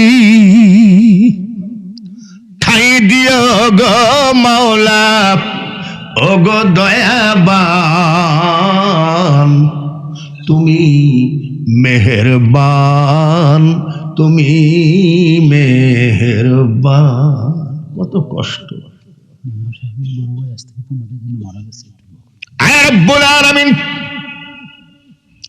উপরে ঠান্ডা নিচে ঠান্ডা, মাত্র পলিথিনের উপরে পাগলরা বসে আছে। এক প্লেট তবারক খাওয়ার জন্য বসে নাই, একমাত্র তোমার রহমতের আশা। আমরা তোমার দ্বারের ভিখারি গো মাওলা, তোমার দ্বারের ভিখারি, অন্য কারোর আশা না করি। এই মেম্বরের আজকের মাহফিল 25তম মাহফিল। এই মাহফিলকে কবুল করে নাও। এই মাহফিলের দোয়া দরুদ তেলাওয়াত জিয়ারত দাঁড়িয়ে আদবের সাথে সালাম সবটুকু নবীজির রওজা পাকে পৌঁছাও, খাতুনে জান্নাতের দরবারে পৌঁছাও, বড় ইমাম ইমাম হাসান ইমাম হুসাইনের রওজা পাকে পৌঁছাও, মৌলায়ে আলী রাদিয়াল্লাহু তাআলা আনহুর দরবারে পৌঁছাও, গৌসে পাক মহিউদ্দিন আব্দুল কাদের জিলানী রহমতুল্লাহ আলাইহির রওজা পাকে পৌঁছাও, খাজায়ে খাজেগম সুলতানুল হিন্দ খাজা গরিব নওয়াজ মঈনুদ্দিন চিশতি আজমেরি রহমতুল্লাহ আলাইহির রওজা পাকে পৌঁছাও। তাম পৃথিবীর নবী ওলি গৌস কুতুব আউলিয়া আম্বিয়া শহীদ শহীদান সাহাবায়ে কেরাম খুলাফায়ে রাশিদিন পীর মাশায়েখ ওলি বুজুর্গ প্রত্যেকের দরবারে আজকের 25তম মাহফিলের হাদিয়া কবুল করে নাও। যেই জমিনে বেয়াদবের মতো চলাফেরা করছি আমি, এই জমিন হলো হযরত বাবা শাহজালালের পুণ্যভূমি। 360 আউলিয়ার দরবারে আজকের মাহফিল পৌঁছায় দাও। চট্টগ্রাম 12 আউলিয়ার দেশ। হয়তো মানুষ জানে না, হযরত আহমদুল্লাহ মাইজভান্ডারী ইন্টারন্যাশনাল ওলি, মৌলানা সৈয়দ গোলামুর রহমান শফিউল বশর মাইজভান্ডারী, সব কথা সবার কাছে খবর নাও থাকতে পারে। চট্টগ্রামের সকল ওলিদের দরবারে পৌঁছায় দাও। মাবুদ গো, হাজী শাহ সৈয়দ মুলফত উদ্দিন রহমতুল্লাহ আলাইহির রওজা পাকে 25তম মাহফিলের হাদিয়া কবুল ফরমা। ডাইনে বামে পিছনে সামনে পর্দার আড়ালে যতগুলি বান্দা বান্দি হাত তুলেছে, কারো মা কবরে, কারো বাবা কবরে, সব তোমার জানা। মা বাবা কবরে কেমন আছে সেটাও তুমি জানো। ওগো মাবুদ, এতিমের হাতের দিকে তাকাও। কিয়ামত পর্যন্ত মা বাবার কবরকে জান্নাতের বাগান বানিয়ে দাও। এমনও মানুষ হাত বাড়িয়েছে, হাজার হাজার টাকা ডাক্তারকে দিয়েছে, রোগ ভালো হয় নাই। মা রোগী, বাবা রোগী, নিজে রোগী, স্ত্রী রোগী, ছেলে মেয়ে রোগী। মাবুদ গো, আমি মূর্খ হলেও প্রধান বক্তা, আমি বিশ্বাস করি ডাক্তার রোগী বাঁচাইতে পারে না, ডাক্তার রোগী মারতে পারে না, একমাত্র মারনেওয়ালা বাঁচানেওয়ালা তুমি। তুমি প্রত্যেকের ঘর থেকে রোগ উঠায় না। এমনও মানুষ হাত বাড়িয়েছে এই নিশি রাত্রিতে, বিপদে পড়ে ব্যাংক থেকে লোন নিয়েছে, বিপদে পড়ে সুদে টাকা নিয়েছে, দোকানদারের কাছে বাকি করে খেতে খেতে লজ্জায় বাজার ছেড়ে দিয়েছে। ঋণের বোঝা কান্দে করে যদি কেউ হাতখানা তোমার আদালতে তুলে থাকে, আল্লাহ ঋণ পরিশোধ করার একটা রাস্তা দেখাও। এমনও মানুষ হাত বাড়িয়েছে, ঘরে যুবতী মেয়ে, জাহিলিয়াতি জামানা, টাকা ছাড়া বিয়ে হয় না, মা বাপ অত্যন্ত গরিব, কামলা দিয়ে খায়, এ বাড়ি ও বাড়ি কাজের বিনিময়ে মা কিছু টাকা নিয়ে এসে ছেলে মেয়ে লালন পালন করে। তারপরেও গরিব মা বাপ কিছু টাকা ব্যবস্থা করতে পারবেন, কিন্তু চরিত্রবান ছেলে পাওয়া মুশকিল। সর্বক্ষণ ওই ঘরে যুবতী মেয়ে নিয়ে মা বাবা সর্বক্ষণ চিন্তা করে কখন জানি শয়তান দুর্ঘটনা ঘটাইয়া দেয়। আমি গুনাহগার মুসাফির হালে এলাকার মানুষের জন্য হাত তুললাম তোমার আদালতে, চরিত্রবান ছেলের ব্যবস্থা করে মা বাবাকে চিন্তা মুক্ত করে দাও। জমি জায়গা শেষ, চাকরি নাই, ব্যবসা নাই, ছেলে মেয়ে নিয়ে বড় সংসারে কষ্টে আছে। ছেলেরা ডাক দিয়ে কই, আব্বা 6 মাসের প্রাইভেট মাস্টার বাকি, বেতন দেওয়া হয়নি, হয়তো কালকে বের করে দিবে। ওগো মাবুদ, এদের রুজি রোজগার বেশি বেশি করে বাড়ায় দাও। চাষির চাষাবাদ বরকত দাও, ব্যবসায়ীর ব্যবসায়ী বরকত দাও, চাকুরিজীবীর চাকুরিতে বরকত দাও। এলাকার যত প্রবাসী ভাইয়েরা আছে প্রবাসে, আমরা মনে করি প্রবাসে কতই শান্তিতে আছে, কিন্তু মাবুদ গো, দেশে যদি অসুস্থ হয়, মা দেখে, বাবা দেখে, ভাই বোন দেখে, বন্ধু বান্ধব দেখে, প্রবাসে যদি অসুস্থ হয় একমাত্র তুমি ছাড়া দেখার কেউ নাই। প্রবাসী ভাইদেরকে হেফাজতে রাখো আল্লাহ।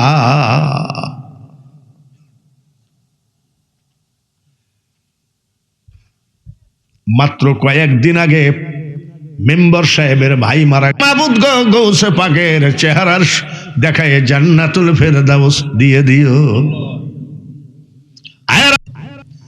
মা বাবাকে কতদিন হায়াত দিবা জানি না, সুস্থ রাখো, মনের মতো খেদমত করার সুযোগ দিও।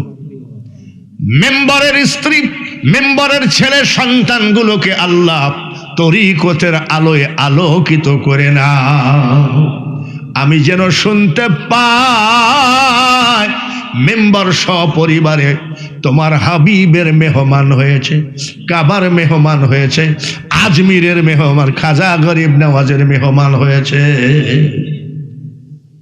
মেম্বার একা নয়, যদি 10টা টাকাও মেম্বারকে কেউ সাহায্য করে, তার ঘরে তুমি ভাতের অভাব দিও না। এই মাহফিলে যদি কেউ 50 টাকা সাহায্য করে, তুমি তাকে অভাবের মধ্যে ফেলায় কষ্ট দিও না।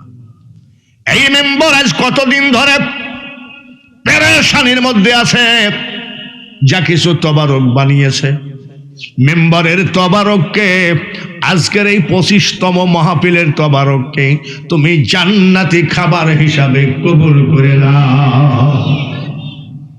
আয় রব্বুল আলামিন, বাংলাদেশের বিএনপির নেত্রী বেগম জিয়া মারা গেছে, জান্নাত দিও। ওসমান হাদিকে জান্নাত দিও। মেম্বার সাহেবের ভাতিজার জন্য দোয়া করি, আল্লাহ তুমি তাকে কবুল করে নিও। মাবুদ, যতগুলো বক্তা ওয়াজ করেছে সকল বক্তাগুলোকে কবুল করে নিও। মাবুদ, আমি একটা জিনিস তোমার কাছে চাই, আজকের মানুষগুলো যখন উঠে যাবে তাদের আমল নামায় নেকি গুনাহ রাইখো না, সব মাফ করে দিও। তুমি আমার মতন গরিবকে যদি 10 বার হজ করাতে পারো, এই সব মানুষগুলোকে কাফনের কাপড় পরানোর আগে একবার হজের কাপড় পরাই। এই মেম্বারের ব্যবসা বাণিজ্য যা কিছু আছে, তাকে যদি তুমি ধন দৌলত দাও, তরিকতের পেছনে খরচ হবে, তার ধন দৌলতে পরিপূর্ণ করে দাও। মাইক ছেড়ে দেওয়ার আগে, মুনাজাত শেষ করার আগে শেষ মুনাজাত, নদীতে ডুবে মরতে দেখেছি, আগুনে পুড়ে মরতে দেখেছি, অ্যাক্সিডেন্ট হয়ে রাস্তায় মরে পড়ে থাকতে দেখেছি, প্যারা আদায় শেষ হয়ে বিছানায় চিল্লায়ে চিল্লায়ে মরতে দেখেছি। দিনে দিনে দিন শেষ হয়ে যায়, কখন জানি আজরাইল বুকে হাত মেরে দেয়। বিদায় হয়ে যাচ্ছি 25তম মাহফিল থেকে। যেখানেই মরণ লেখো, যেদিনই মরণ লেখো, পাক্কা নামাজি, পাক্কা মুসলমান, পাক্কা ইমানদার না বানায় আমাদেরকে কাফনের কাপড় পরায়ো না। সাল্লাল্লাহু তাআলা আলা খায়রি খালকিহি মুহাম্মাদিন ওয়া আলা আলিহি ওয়া আসহাবিহি আজমাইন ওয়ারহামনা মাহুম লা